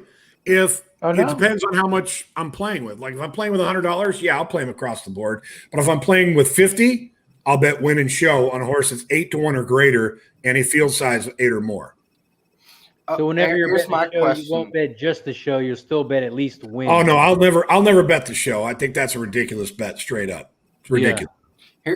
Here's my question. That too, I totally believe in that too, Sarge. I like doing like a ratio of like 1-4 or 3-4 on a win show. Like if I bet 3 to win, I'm going small here. Just 3 to win, I'll bet 12 to show on the horse. That's good. But hey, the other thing is, guys, always pay attention to what the place and show pools are.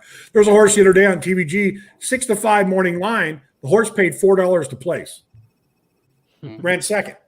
So just keep an eye on the pools and the percentages. Huh. That, you know what, that makes Mikey P, a whole heck of a lot of sense. What did you do here at Canterbury? I went with the 2-6 at Canterbury. I need the 3. I'm all in on the 3. That 6 doesn't want to come in. I like that 3. Tiny. Here's one last other thing too, Sarge. Can we get a TVG hat on Jimmy the Bag's wall behind him? Hell yeah! Oh, I love that. Shoot me now that we're following each other. They're off at Canterbury. Shoot me your address. I'll send you a TVG hat. Oh, I'd love that. I would love that. Be honored. Thank you.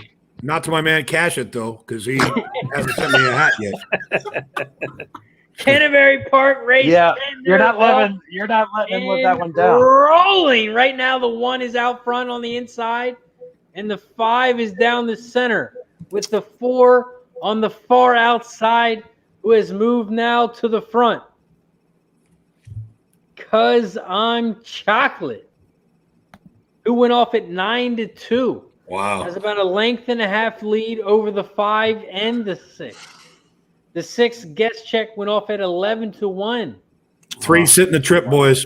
And 3 it's sitting the now trip. in second. The 5-horse Roverton at 2-1 on the inside rail. I have a ton of horse in my 2. 6. 3's getting a dream 5, trip. 3. Yeah. I have a ton of horse here. The 4 is still out front because I'm chocolate at 9-2. The 6 horse is down the center. The 3 is on the outside. The 7 is on the far outside. The 2, Come on home with it, Ruby. The 2 is stuck in traffic. Oh, that's that rider again, boys. They are coming around the final turn. Where are you going with this too? That's true. Come on, find a hole. That's true. The 4 is on the inside. The 7's on the outside. This is what you got to do. You have the most horse. Oh, no. And the 2 is trying to come on the outside. Come on, on, get there. Get up! Wow. Get up! Yeah! How much the best was that? Or good job, Bags. That horse was miles the best. Miles. I don't know who bumped who there in every situation. They might look at it, but they're not going to do anything. No, they can't do nothing. But that was crazy. No. That was rough. Well, guys, I do. I got to shut down the lights here, but I want to tell you guys I really appreciate hanging out with you.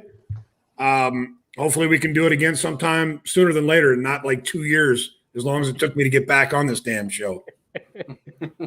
Razor, come on, man. Come on, Razor. I mean, I know Tom's got my back, but seriously, you know. Hey, what are you doing next week? Nobody else does. What are you doing next week? If you're nice, I'll be here. I'll be with you. I'll be right back with you. All right, we'll see you next Wednesday right here on Pub Sports Radio. All right, gentlemen. Thanks, Keep it Sarge. real. Enjoy your night. We'll see you in the winner's circle. You're a class act. Thanks for joining us. You're Thank the you, man. best. Good meeting you, Jimmy. Thanks for the follow, man. I followed you back. Remember My that. pleasure. Okay, brother. See you. Appreciate you, Sarge. Okay, boy. My guy, Sarge. Make sure you follow him on Twitter. Hines, great. Nick What a Hines, cool dude, man. AKA the Sarge. Follow him on Twitter, Hines Sight. Great guy. You know, Knows his horses. Yeah. these Wednesday nights are just magic, man. I wish I could do Thursdays with you guys too. You're damn right they're magic. They're almost better than sex. Oh shit, Ruby was bet down to 5-2. Are you serious? Yeah, they bet the shit out of him. Yep. It was all your talk, man. Well, my whole plan going into that race, and it could only have been utilized with the 8 being in the race because I was not using Tappet Sam. I was going to fade Tappet Sam. I was keying Ruby's Red in tries, but when I found the race difficult, there was lots of horses that had a chance in this one, and when Tappet Sam was cut, I could only legitimately cut was there one other The one, right? the one, excuse me, thank you. The one, Goldie's Revenge. And so then at that point I was like, well, what I didn't know what to do. So could have made more money on that race, but I think I'm seeing things clearly right now. And I've never hit a dirty peg pick 5 on the show, and we're coming into leg 4. Well, I don't know if you know, but before race 3, we took a shot. Yeah. You're right. So I feel like we should take another. Absolutely. Can I pick the person that we toast, Razor? Oh, this Can you is give me the honor? The bag toaster. Toast it up. I would like to toast our man Oki. He's always there for us in all of our horse shows. He always has our back, and it means so much to us. And I know that I didn't sleep last night because of all my baseball losing, and I'm a little drunk and emotional. But I love you, Oki. And cheers to our friend Oki. Shout Cheers, out to Oki. my guy Oki, one of the OG. Yeah, he is an Low OG. baggers. No rules. Oki doesn't follow him because he's a no rule guy. Shout out to my guy Oki. Oki is the man. Hiya! He is the man. Oh, fuck.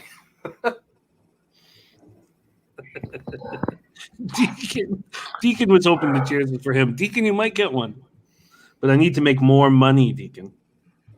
But it's been a good night. It's funny that a big payday could have come to me if I had have just figured out that a taint hair sooner.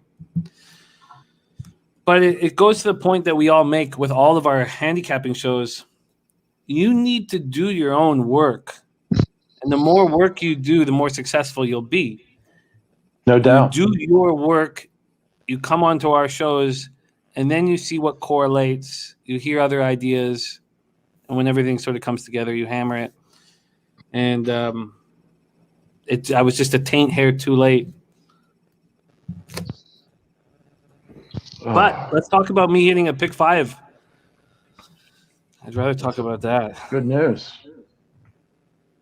Possible. Come on. I mean, it's still a long shot. Flowing, so now we're ready to win some more money. We got ASD race 6. Shout out to the Cardinals for tying it up 4-4. Good. ASD race 6. 8 furlongs on the dirt. Claiming 5K. Fillies and Mares 3 and up. Purse 12K. Couple of jockey trainer stats. Best jockey trainer combos on the 3. 54 races. 39%. Best jockey. Also on that 3 horse. That jockey is coming off of the 5 horse. Best trainer. Also the 3 horse. Jared Brown, the best trainer. Also, Jared Brown's training the 5 horse. A couple changes. The 2 horse was claimed for 5K. Also has a new trainer, Wendy Anderson. New jockey on the 5, as the 5 jockey went to the 2 horse. I'm sorry, the 3 horse. ASD race 6. Jimmy, what are you live to here? I'm live. Initially, it's funny because initially I really only wanted to be live to the 7. Let me get my post up or my PPs up here. But that was the horse I liked the most in this race. And my plan at first, not expecting to still be live in the pick 5, but was just to really focus on this. Where am I? Sorry, I'm still at Canterbury. 6, all right. It was the 7. 7 is whom I liked the best. And West Princess. We have it. Assiniboia is tricky to really establish at what class do you respect and what class do you disregard. And it's easy for us to say the 2,500, 3,500, we disregard. But it's tricky when you deal with the 5,000 claimers, 7,500 and 10,000. You'll see horses, not win a $5,000 claimer, come 4th or 5th and not threaten, and then move up to a 10,000 claimer at like 12-1 and either cash or almost cash. And I find the class is very tricky. I thought that West Princess gave me the best chance of cashing. The 6-year-old mare had won 2 races at the $5,000 level, which is where we're at. Went up to 7,500 and almost won there. Chickness has scored for us. Buffalo's stats were spectacular at the beginning of the meet and have now, regressed a little bit to the mean. But I saw that handicappers that we respect very much were heavy on the 3. So I couldn't disregard it. And initially I did. Initially I was just keyed only to 7. So I added the 3 because of Gas Station Sushi and because of Equine Edge. I added the 3. And now that, they're the biggest favorites in the race, which isn't a surprise. There's no bet for me here. There's no way to make money other than to stay alive because I have 220. I have 40 cent pick 5. I have 2 tickets live, so I think the 3 and 7 are very dangerous, but I like the 7 the best.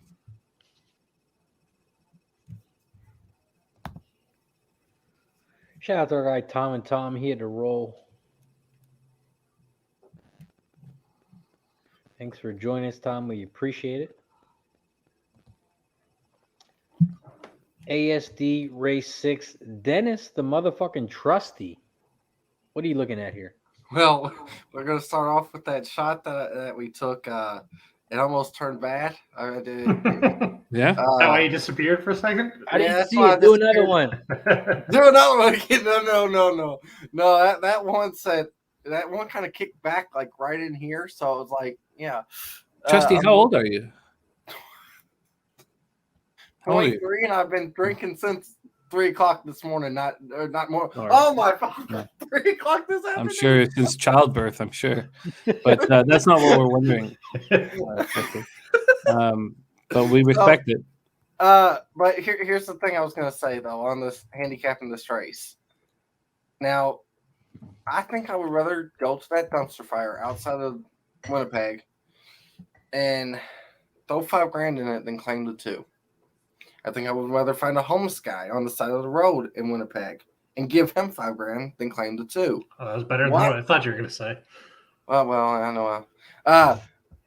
Why did they claim the 2 last time out over the 3, the 4, and there was somebody else in that race? The 1. Extremely important point you're making here, Trusty. Keep going. I mean, I have to use him. I don't like him. It just makes no sense. So I think I'm just going to take a 2, 3, and 4 and just hope that maybe the 2 is somebody's not an idiot, but I think somebody might be an idiot. But why would, if everybody knows that Wendy is an esteemed trainer at Assiniboia, why would it be going off at 17-1? Why would Dennis Trusty, drunk, be the only person to have faith in Wendy? It is E's long shot. Yeah, I mean, she is. All right, okay, so she is a 21% trainer. It does not correlate. It does not make sense. It don't make sense. That's why I have to use it, but I don't. I have to use it, but I don't like the fact that I have to use it.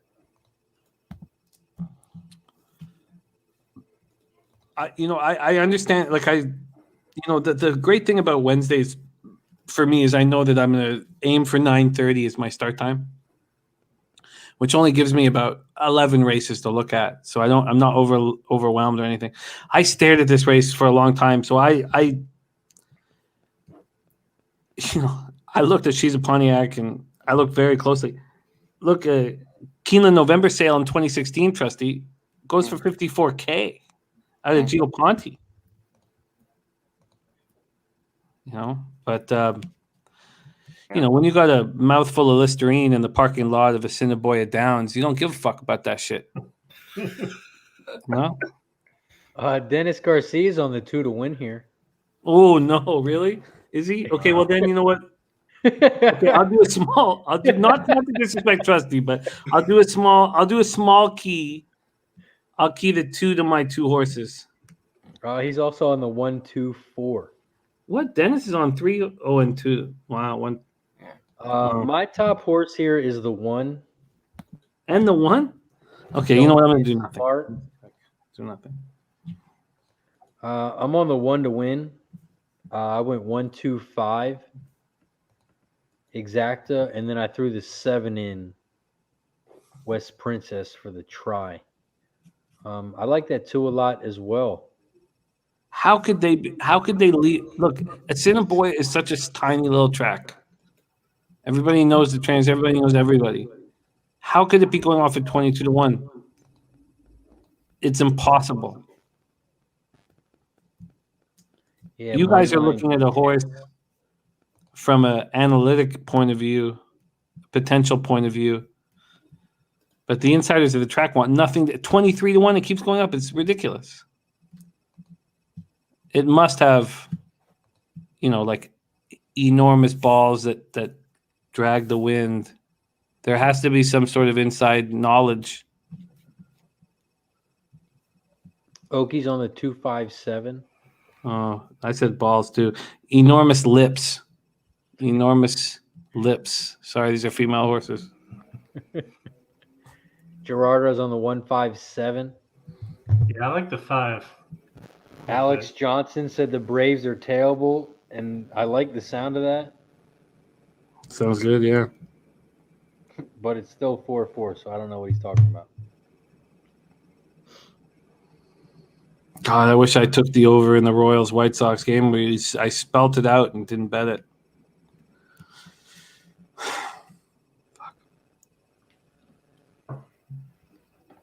Gary Long is on the 1-2 exacta box.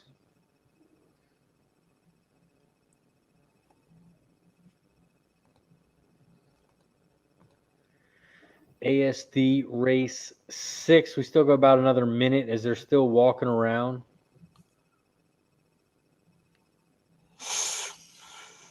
Yeah. Who are you alive to here, Jimmy? The 3-7. And both tickets are live to the 3-7. Let me pop it up again. Just to ensure that I didn't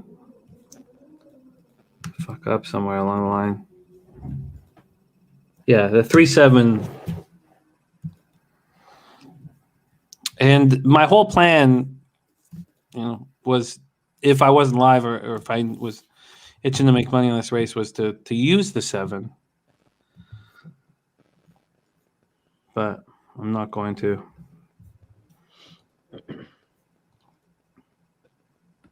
All right, looks like they're loading up in the gate. ASD race 6. And of course, shout out to the 50+ people still in the chat rocking with us. 11 o'clock at night, handicapping the races.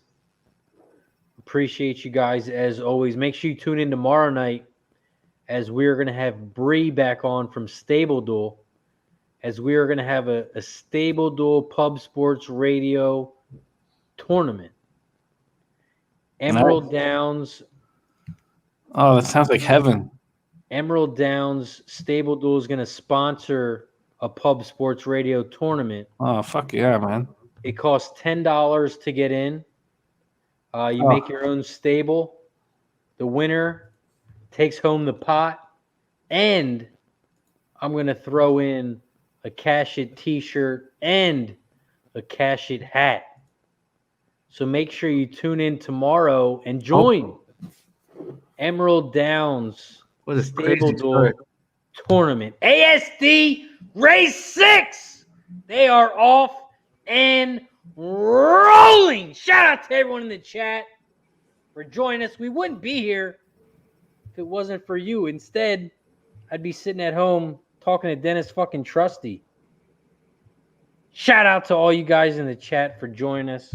Right now, they head around the first turn. The 2 is out front on the inside rail.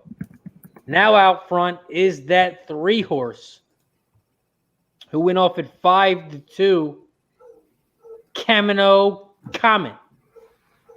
Wow, that 3, 2's coming. 2, 1. Fuck. I don't know why he's pushing the 2 so hard, though. Late The money. 3 is out front by about 1.5 lengths over that 2 horse who went off at 10-1. It was 23-1, went down to 10-1. 3, 2, 1, 4, 7, 6. Oh, the 2 just dropped anchor. The 3 is still out front. Go home, 3. I don't know. The 4's coming. Third. I mean, second. The 1 horse. Come on home, 3. And the 4 horse are coming on the outside. Come on home. Not the race. Come They're on. coming around the final turn. The 3 is still out front and rolling for Jimmy the Bag. The 3 horse Well, we need one more race. Let's not get too excited. is rolling and gone. Fuck, someone's going to beat me for second. Get up, 2! 3.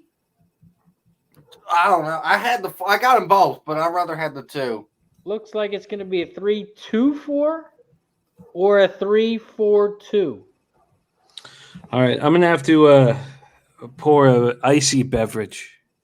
Go to the restroom, wash my hands, make sure I'm pristine and perfect, because that's the only way you hit a pick 5 in the dirty peg. So I'm gonna fuck off for a second. I'll be right back. And we took a shot before race 4. And we'll need to do it before race 5. Race 5. Race 6. And you'll be back for race 7. We'll see you soon, Jimmy. My guy, Dutch Boy Fresh in the motherfucking house. The freshest guy on Pub Sports Radio. Make sure you guys follow my guy, Dutch Boy Fresh, on Twitter. He does it all. NBA, which they are on a break right now, but he will be back for the NFL. So make sure you follow my guy, Dutch Boy Fresh, on Twitter, at Dutch Boy Fresh. NFL season's coming up, and he's going to produce the winners. Shout out to my guy, Dutch Boy Fresh. Shout out to my guy, Spencer motherfucking Penny Bombs. Always got the shit going for Aussie. I see he posted up an Aussie race earlier. Let's see how we do. The 4 got second. Let's see what we got up next. Canterbury's quarter horses. Did you guys bet that race at all? No, I don't have anything. I mean, I could look, but it'd be just a complete shot in the dark. Shot. When Scotty was on, he said their horse racing analytics actually do better on quarter horses. Well, I agree. I would agree to that. I didn't hear it, but the reason why I say that is it's normally more chalkier than thoroughbreds are. Yeah, and right now it looks like the 2 horse has the highest SOR on that race. Level 50 compared to 44 on the 4 horse. But the 4 horse does have the highest GSR rating at 60.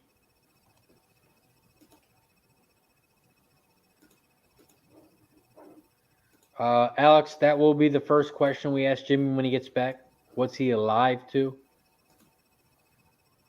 Shout out to my guy, Deacon Mike, whose team is not going to win the division again, because we all know the motherfucking Packers are going to win another division title. Especially since we have a bye the first week, we play the Saints. That should be an easy one. Right, Dennis? Don't say anything if you believe me. Looks like Dennis Trusty agrees. He didn't say anything. What happened? It doesn't matter what happened.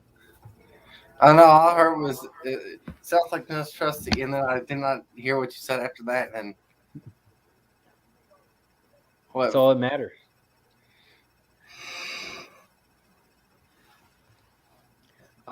Canterbury's up, but we don't have anything for that. After that, we got 1 race left.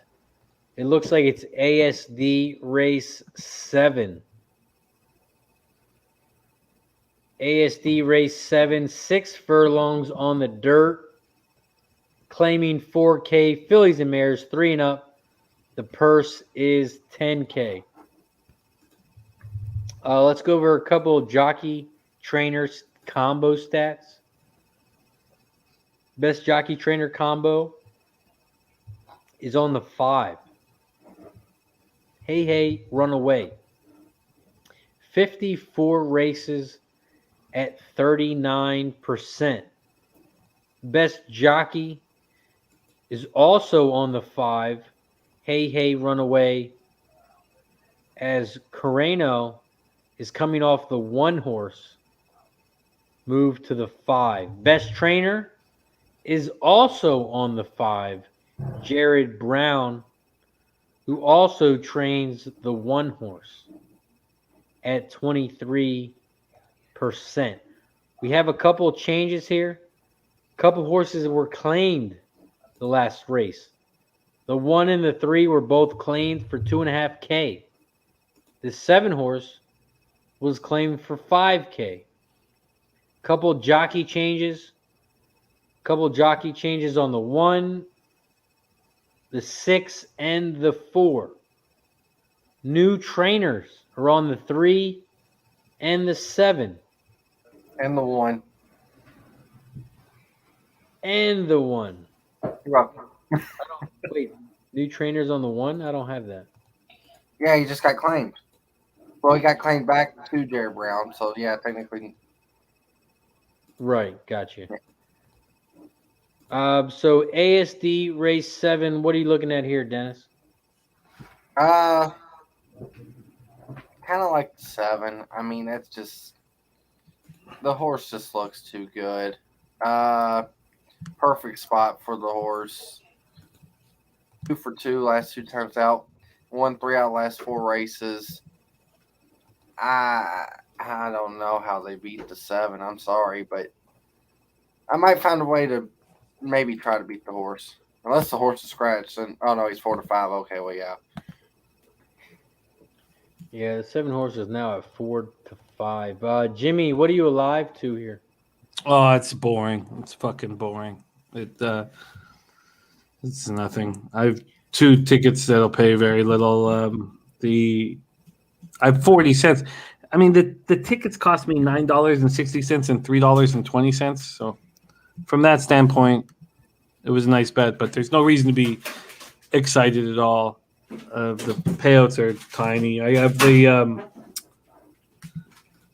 20 cents. So I have it for 40 cents. But I have the 5 Hey Runaway, 20 cents pays $77.50, and the 7 I have medium mendacity pays $45.34. So it's there's no excitement. I thought there might have been excitement, but I look back at this is legitimate horses that were cashing all the time. So sorry to excite you guys, but I do feel better after putting some ice in my drink. And we need to have a shot before the race goes off, regardless. That's a no-brainer. I usually don't drink here, but you're on the show. I guess I'll drink tonight. Yeah. Mikey P, what are you looking at here? ASD race 7. I'm thinking about taking a little shot on the 1. But need to dig a little bit deeper. I don't know. Has claimed back and forth a bunch of times, and he was beaten by 2 other in this race. I don't know if he can repeat. I don't know. What do you got, Razor? I like Jimmy's 5. But my top horse, which is a bomb, I like the 4 horse. Truly and Terrific, raced 9 times at this distance. He's won 3 of them. He's got 3rd 1 time. The real reason I like this horse is I like the late pace on the horse. This is the last time it's 6 furlongs. He broke bad, so he usually breaks out to the front. I think this horse is going to wire. And at that price, 22 to 1, with all the speed he has. Wow. I got to roll with the 4 horse here. You're getting a spectacular price. You really found I mean, we'll see what it goes off at, because the long shot on the board in the last race was 23 to 1 and then 10 to 1 when it fired off. But you're right. I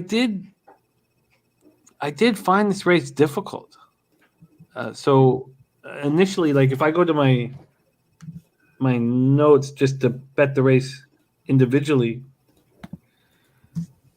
the 5 and 7 who I'm hooked up with, I liked the 2 Vidira. The 2, is everyone in? 2 Vidira. And I like the 6, Haida.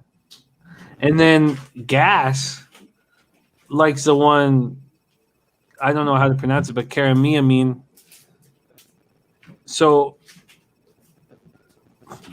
I know we at this point, like with the pick 5, we're looking at the most likely horses to win the race, but this I still see this race as wide open. And if the 7 doesn't come in and cash in the top 2 spots, there's money to be made. So I'm not sitting here thinking this is a slam dunk with the 5 and 7 by any means. In fact, to be honest with you, I found this race so difficult that I wasn't sure of putting in a pick 7, and then it was like pick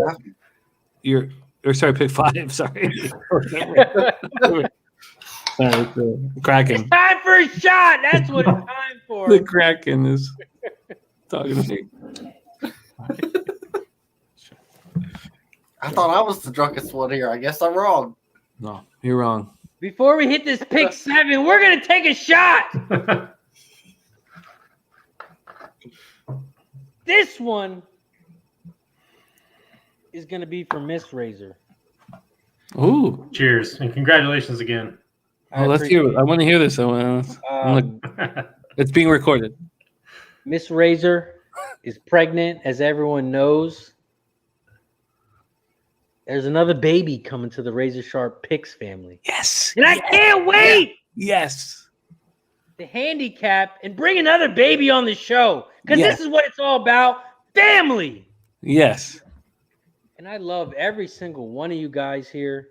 I appreciate you guys for joining the show. I appreciate you for joining the chat. Shout out to Miss Razor. Shout out to the 50+ people in the chat. No more rules. We do what we want. I think she heard this toast. Cheers. Cheers. I hope she wakes up. To Miss Razor. To Miss Razor, and the baby looking more like Miss Razor than actual Razor. Hiya!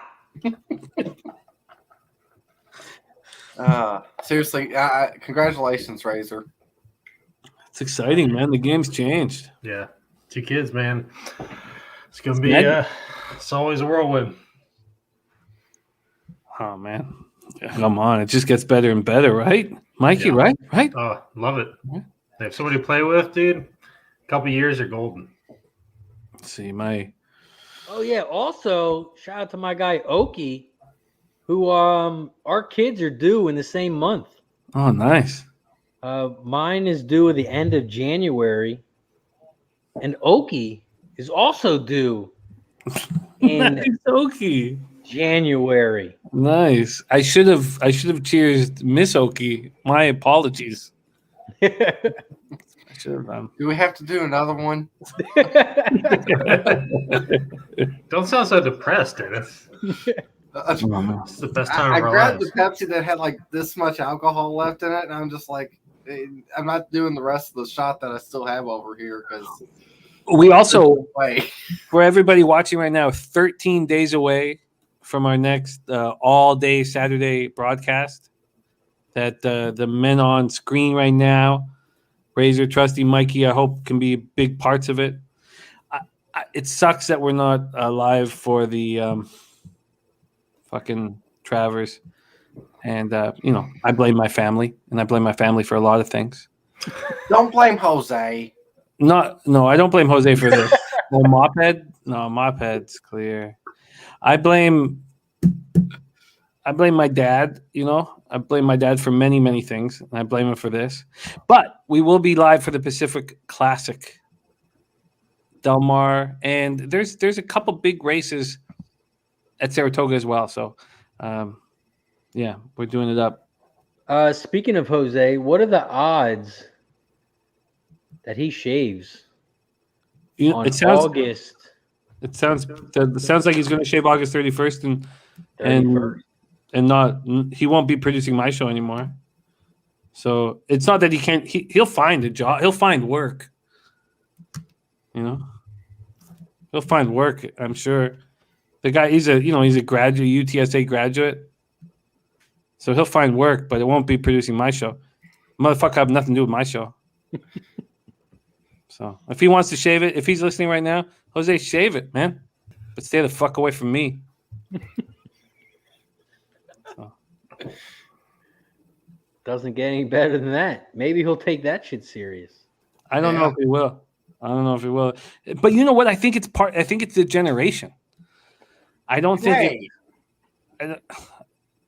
oh no. I'm still in that same age group. Come Razor, on now, Jimmy. Razor, is everything okay? Did she hear the toast? Is everything okay? I did get a text message, but I'm not going to read it. I don't want it to show as read. Okay. I respect it very much. And I can't on these Wednesday nights I can't let go. I have to stay very confined. You know, because when we do our Saturday shows, my girlfriend takes the kids and well, I don't know what happens. She fucks off with them. So I get to scream and lose my shit and yell at pigeons. But I think we should take another look at these horses. We're 10 minutes to post. Yeah. Last race of the night. And I truly think this is wide open. I've noticed none of you talk about the 2 or the 6. The 2. Vidira, I think is I think is 14-1 is a beautiful price for the 2 Vidira. Oh, Ternsey.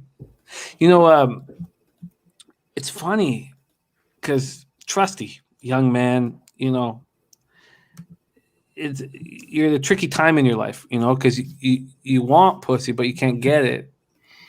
And soon you're going to want something totally different. You're going to want a family. And I don't know if you can get that either. So it's a really tough, you're in a real tricky situation, Trusty.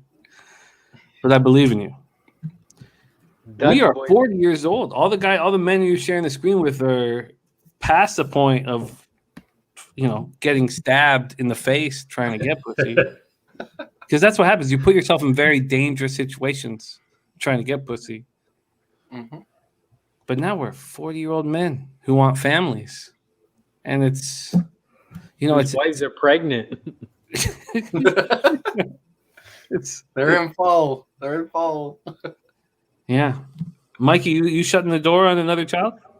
Yeah, we're done. Yeah. 2's been great. Mikey already has 6 kids. How many more do you want in that? Shit. I'd be gone. She'd be raising them by themselves. So, really quick too on this race, Razor, I love your 4 because he's going to make me money. Not for the reason why you're thinking. The 4 needs to go press the 5. 4 and 5 go out. I think they'll be right next to each other. When the 4 quits, I need the 1 to swing out and press the 5. In the turn, I'm thinking.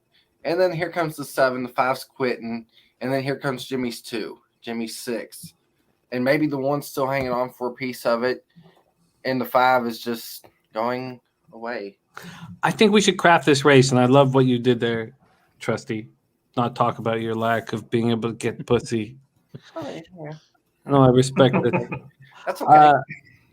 I don't know why. Okay, and it's not it isn't my 2 or 6 because I need 5 or 7 to cash a little bit. You know, 150 one way, like 100 the other way. See, sorry, I meant to say too, and that I think I forgot to say the 7 is just gone. The 7 drew off. The 7 flew by the 1 in the turn as well. So the 7 is an extremely dangerous spot, but Trusty, we just saw Wendy claim the deuce in the last race, right? It was the she's ran 3rd, almost 2nd. Yeah, she ran nice, and she just gets her way into claiming this 7. This 7 is being claimed by 4 different trainers. One being Hall of Famer Steve Asmussen. You know, Danny Bitch is. You know, let's not put him in the class with Steve Asmussen, but he's still good. Yeah, no doubt. We've had 4 claims of the 7 in the last since the 21st of March of this year. I don't see how the 7. Now that I break it down to that level, how does the 7 not win this race? That's exactly what I said. So how if that's the case, how can you make money off of it, Trusty? Just take the 7 on top, and exact as with the 2. Let's say it runs 7-2. It's paying 16 for $1. 7-1's paying 13 for $1, and 7-6 is paying 14 for $1. I mean, that's not great money, but that's not bad for a 4 to 5. Well, let me ask you this, and let's go around the horn with it. Haida dropping in class to face these in a big drop. We know the 2,500 level is in a boy is like, dirt bigs, and then the 3,500 level is just barely above that, and we have a big drop from the 6, and no one seems to be talking about it. The tote is talking about the 6. The 6 is. Trusty? What do you think about the 6 Haida? I kind of think that the horse is in a very interesting spot. Did not want the last 2 races. Ran nothings. I mean, just didn't do anything in the race. So I like the 2 more than the 6. But I think the 6, if the pace sets up, like I said, at least has a chance to be in conversation for underneath. So we're 4 minutes to post. Trusty, if you are that confident on an even money favorite, you put it on top and put the field underneath? I don't even know if that will give you a decent EV. What would you do with it? Well, I mean, the lowest, like I said, if the 4 presses the 5 and the 5 quits, I'm not using either one of them. So I threw both those out. But the lowest payoff I would have is $12 for $1. That's still not too bad. I mean, that's what I was kind of getting at. And with that said, I know it's not what you want to hear, but still 13, it just went up to 13. I mean, that's still not bad. Again, it's not bad.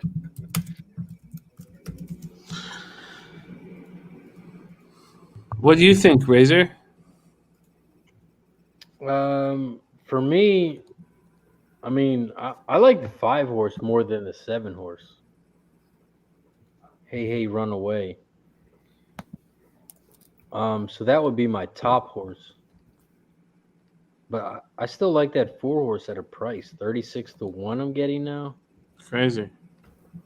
I also like that 2 horse. Yeah. Morning line 8 to 1, now up to 13 to 1. Raced 10 times at this distance, been in the money 5 of them. ASD race 7. I like the pace is on the 7 horse. The 7 horse has good late pace. But at even money, he's raced 4 times, been in the money 3 of them. I don't understand why this 4 horse is so high priced. I think, look, I get it. And I'm shocked that the 2 is being left alone at the tote like this. With all that being said, I've had a good night tonight. Not great, but if I was to not cash the pick 5s, I would still be in the black marginally. So I'm not going to. I think the best thing for me is to not bet anything. So I'm going to try so hard not to do that, and I've got a minute to panic. Mikey, what's your plan? I kind of like this look on this too.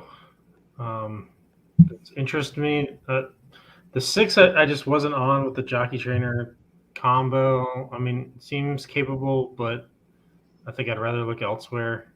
I'm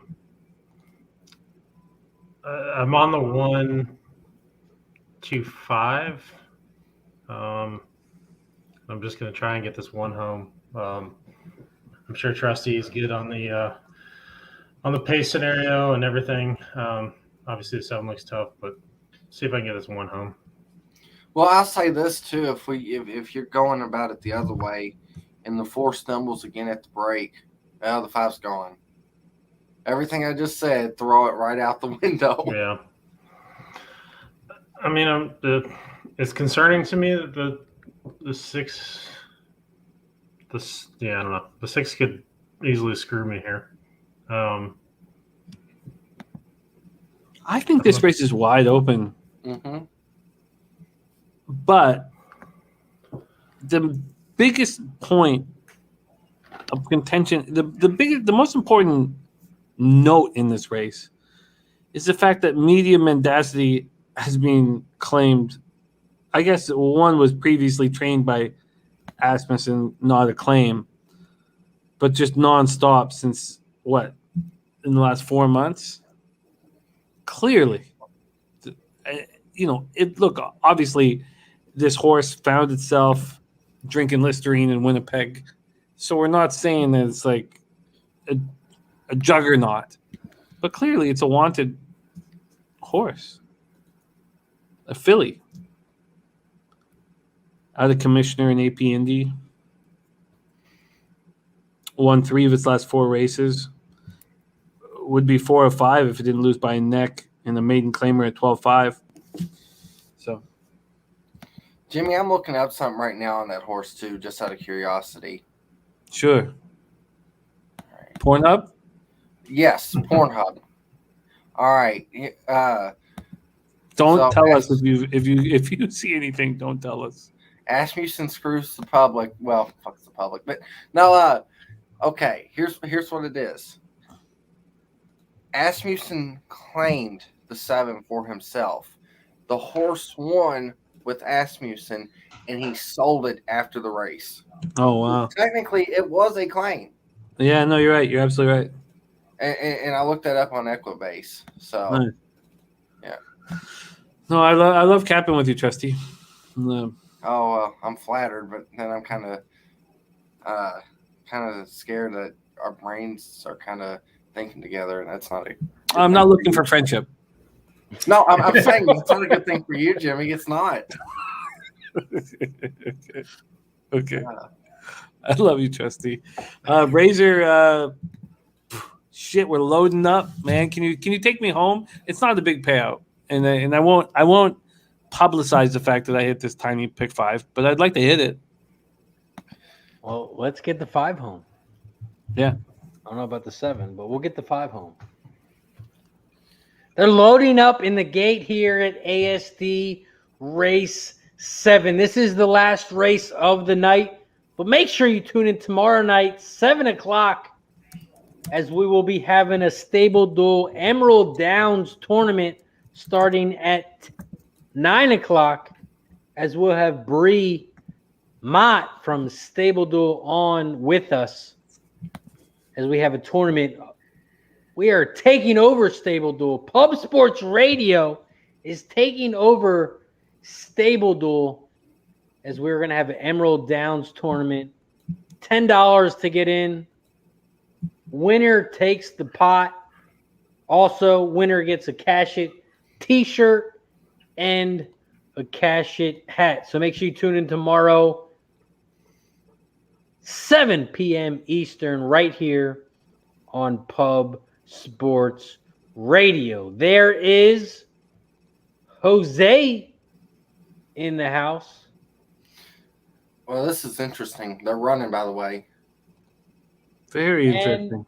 They are off and rolling. The 7 should comfortably run them down, though. At ASD Race second. 7 It's right over. now. The The race is one over. horse is out front on the inside, but the 7 is rolling on the outside. The 7 went off at 2-5 and has about a length and a half lead over the one horse. Oh, it's over. And the 7 is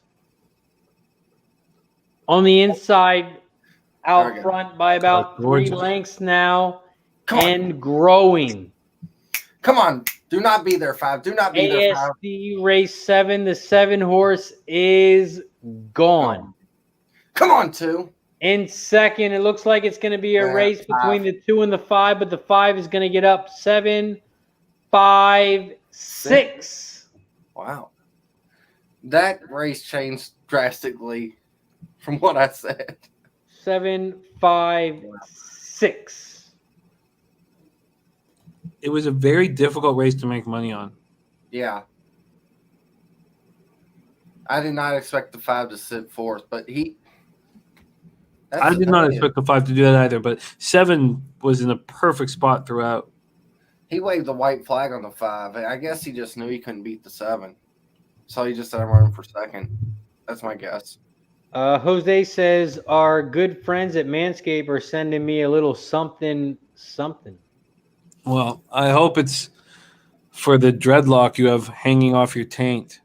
Because if it has anything to do with your face, you know what, Jose, I take that back. It's your life. And you're an intelligent young man that I believe in. And if you want nothing to do with me, shave your face and enjoy the glory that provides you. Here, let's draw the line right here. If he wins every game on the Say Hey Jose play of the day, every one of them from here until the shave day. No, let's not play in a dream world. Like I don't read fiction. I don't watch fiction. I don't give a fuck about fiction. I don't like dreams. I don't like fairy tales. Okay, what percent? Hold on. How many does he have to hit? Come on. Let's give a number to the kid. Okay, that's fair. You know what, Trusty? That's fair. Okay. It'll keep it interesting. No, that's fair. Okay. So what? We're Wednesday, August 4th. So what's his record right now? His record right now. Well, he got a win today, so I haven't added that into his. So I should add that in. What do you get? Let me pull. Okay. What is it? Wednesday, August 4th. Jose was on the. Oh, it was that exciting. I love the Tigers Red Sox game. It was so much fun. Jose was on the first 5 under 5 at minus 114. So let me pop that in right here to his spreadsheet. First 5 under 5 at minus 114. He did bet it at the perfect time. He showed a very keen eye for when to attack a market. Minus 114 on a decimal is 1.8772. So pop that in as a win and a unit. So right now, Jose is minus 3.38 units. His ROI is minus 7.19%. He's 22 and 25 at plus 102. You know, Trusty, when you initially said this, I was going to put like a percentage that I wanted him to hit. Mm-hmm. And I don't think that's a fair, you don't want to. Jose doesn't have to hit 60%. I'll tell you what Jose has to do. If Jose is plus units on August 31st, he can shave his mustache. Simple. If he's negative units on August 31st and he shaves his mustache, maybe Slaughter can use him mopping in his bar or some shit. But he certainly is not going to be the producer of Betting with the Bag or have anything to do with me, and I will never speak to him again. Nothing to do with him. Motherfucker dead to me. This motherfucker, I don't want to know. I don't want him. I don't want his name whispered to me, or I'll stab somebody. So. And what is his record right now? Right now, his record is pretty good. It's 22 and 25. He's down 3.38 units. His ROI is minus 7.19%. His average line is plus 102. So he says fair is fair. Take it seriously now, Jose. Let's say you take it seriously. So if he's plus units in the black, we'll let it go. So, Jose, since you're in the chat, if you are in the negative and August 31st comes, are you still going to shave? Or is it a bet? All right. Razor, I don't know what message you got from your girl, but my girl's worried that I'm being too hard on Jose. and then I might dislike Jose. She just came up here and she's worried. She's worried about Jose. Listen, Jose, if you're in the minus units, you shave your mustache, lose my fucking number. Jose needs to take it serious. He doesn't take it serious enough. He's smiling all the goddamn time, and he needs to take it serious. Yeah. And that's the only way he gets in the positive. He takes it fucking serious. No more fucking joking around. No more smiling. I'll smack the shit out of his face with that smirk. Thank you, Razor. It'll have to happen in Vegas. Maybe in November. We're working on that. But yeah, you smacked the shit out of that face. Backhand is... God, don't even get me motherfucking started. Take it serious, Jose. That's all we ask. And if you're in the negative and you shave, you're fucking fired.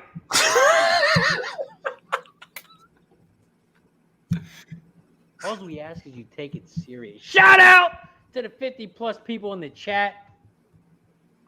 Guess we're done for the night. We'll be back tomorrow live right here on Pub Sports Radio, 7:00 p.m. Eastern. We are taking over Stable Duel, so make sure you check them out, StableDuel.com. We are going to have an Emerald Downs tournament tomorrow night. Oh, it sounds so good. $10 to get in. Winner takes the pot. Oh, it's so dope, man. You don't even have to be on the show to join. You can join tomorrow at 10 a.m. Put your little stable in. Winner at the end of the night takes the pot. Shout out to everyone in the chat. Make sure you check out pubsportsradio.com.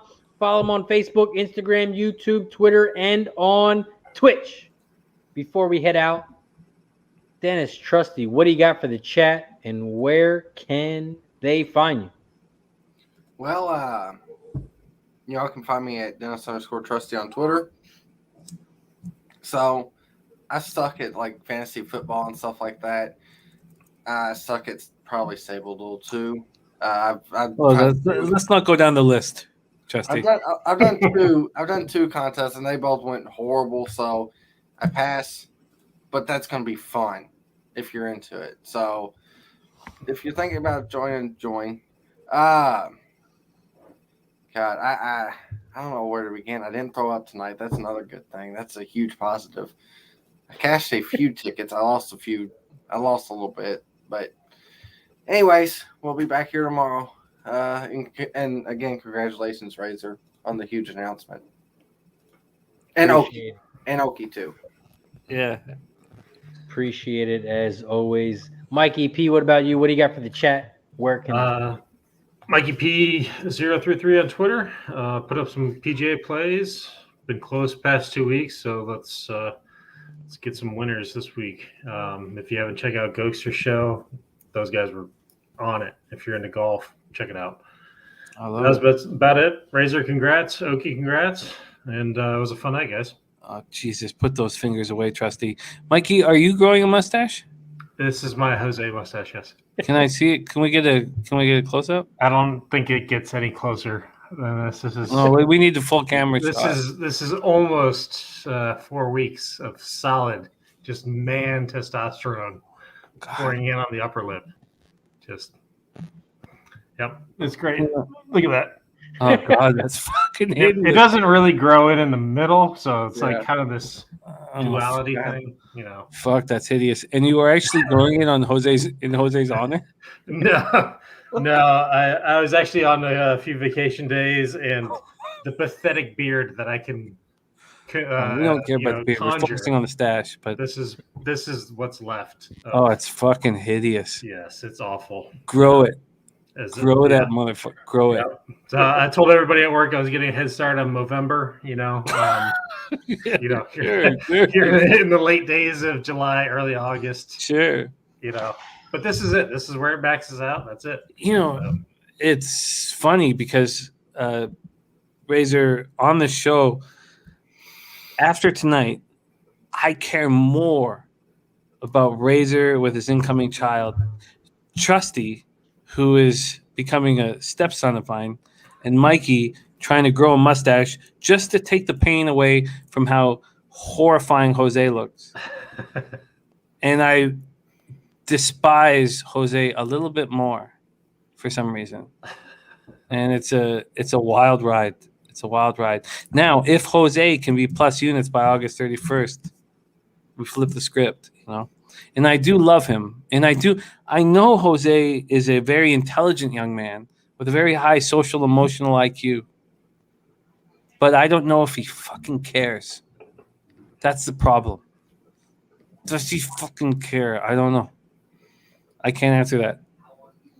Can you find out think tomorrow. he cares? I wish I had an answer. Just too many smiles. Yeah. But he says the words out of his mouth, 0 laps tomorrow, maybe not even a mustache cam. Winter's coming, the work begins. Oh, he's So he not. wasn't taking it seriously. You know, you're right, Trusty. I'm not sure if he was. But, you know, the gauntlet is set. He is, and I know that it's been repeated a couple times, but one more time. He's 22 and 25, down 3.38 units. His ROI is minus 7.19%. If he gets in the black, he can do anything he wants. Anything he wants. He can shave a mustache, grow a mustache. I don't give a fuck. If he's in the black and he's a leader amongst men and a winner, then he can do what he wants. But if he stays in the red, he better have that fucking, I want twisties. I don't want twisties. I'm going to want a monologue from Daniel Day-Lewis. I'm going to want Jose as a plumber in the 1890s of Ireland. And there's no potatoes and the pigs are dead. That's the monologue I want from Jose.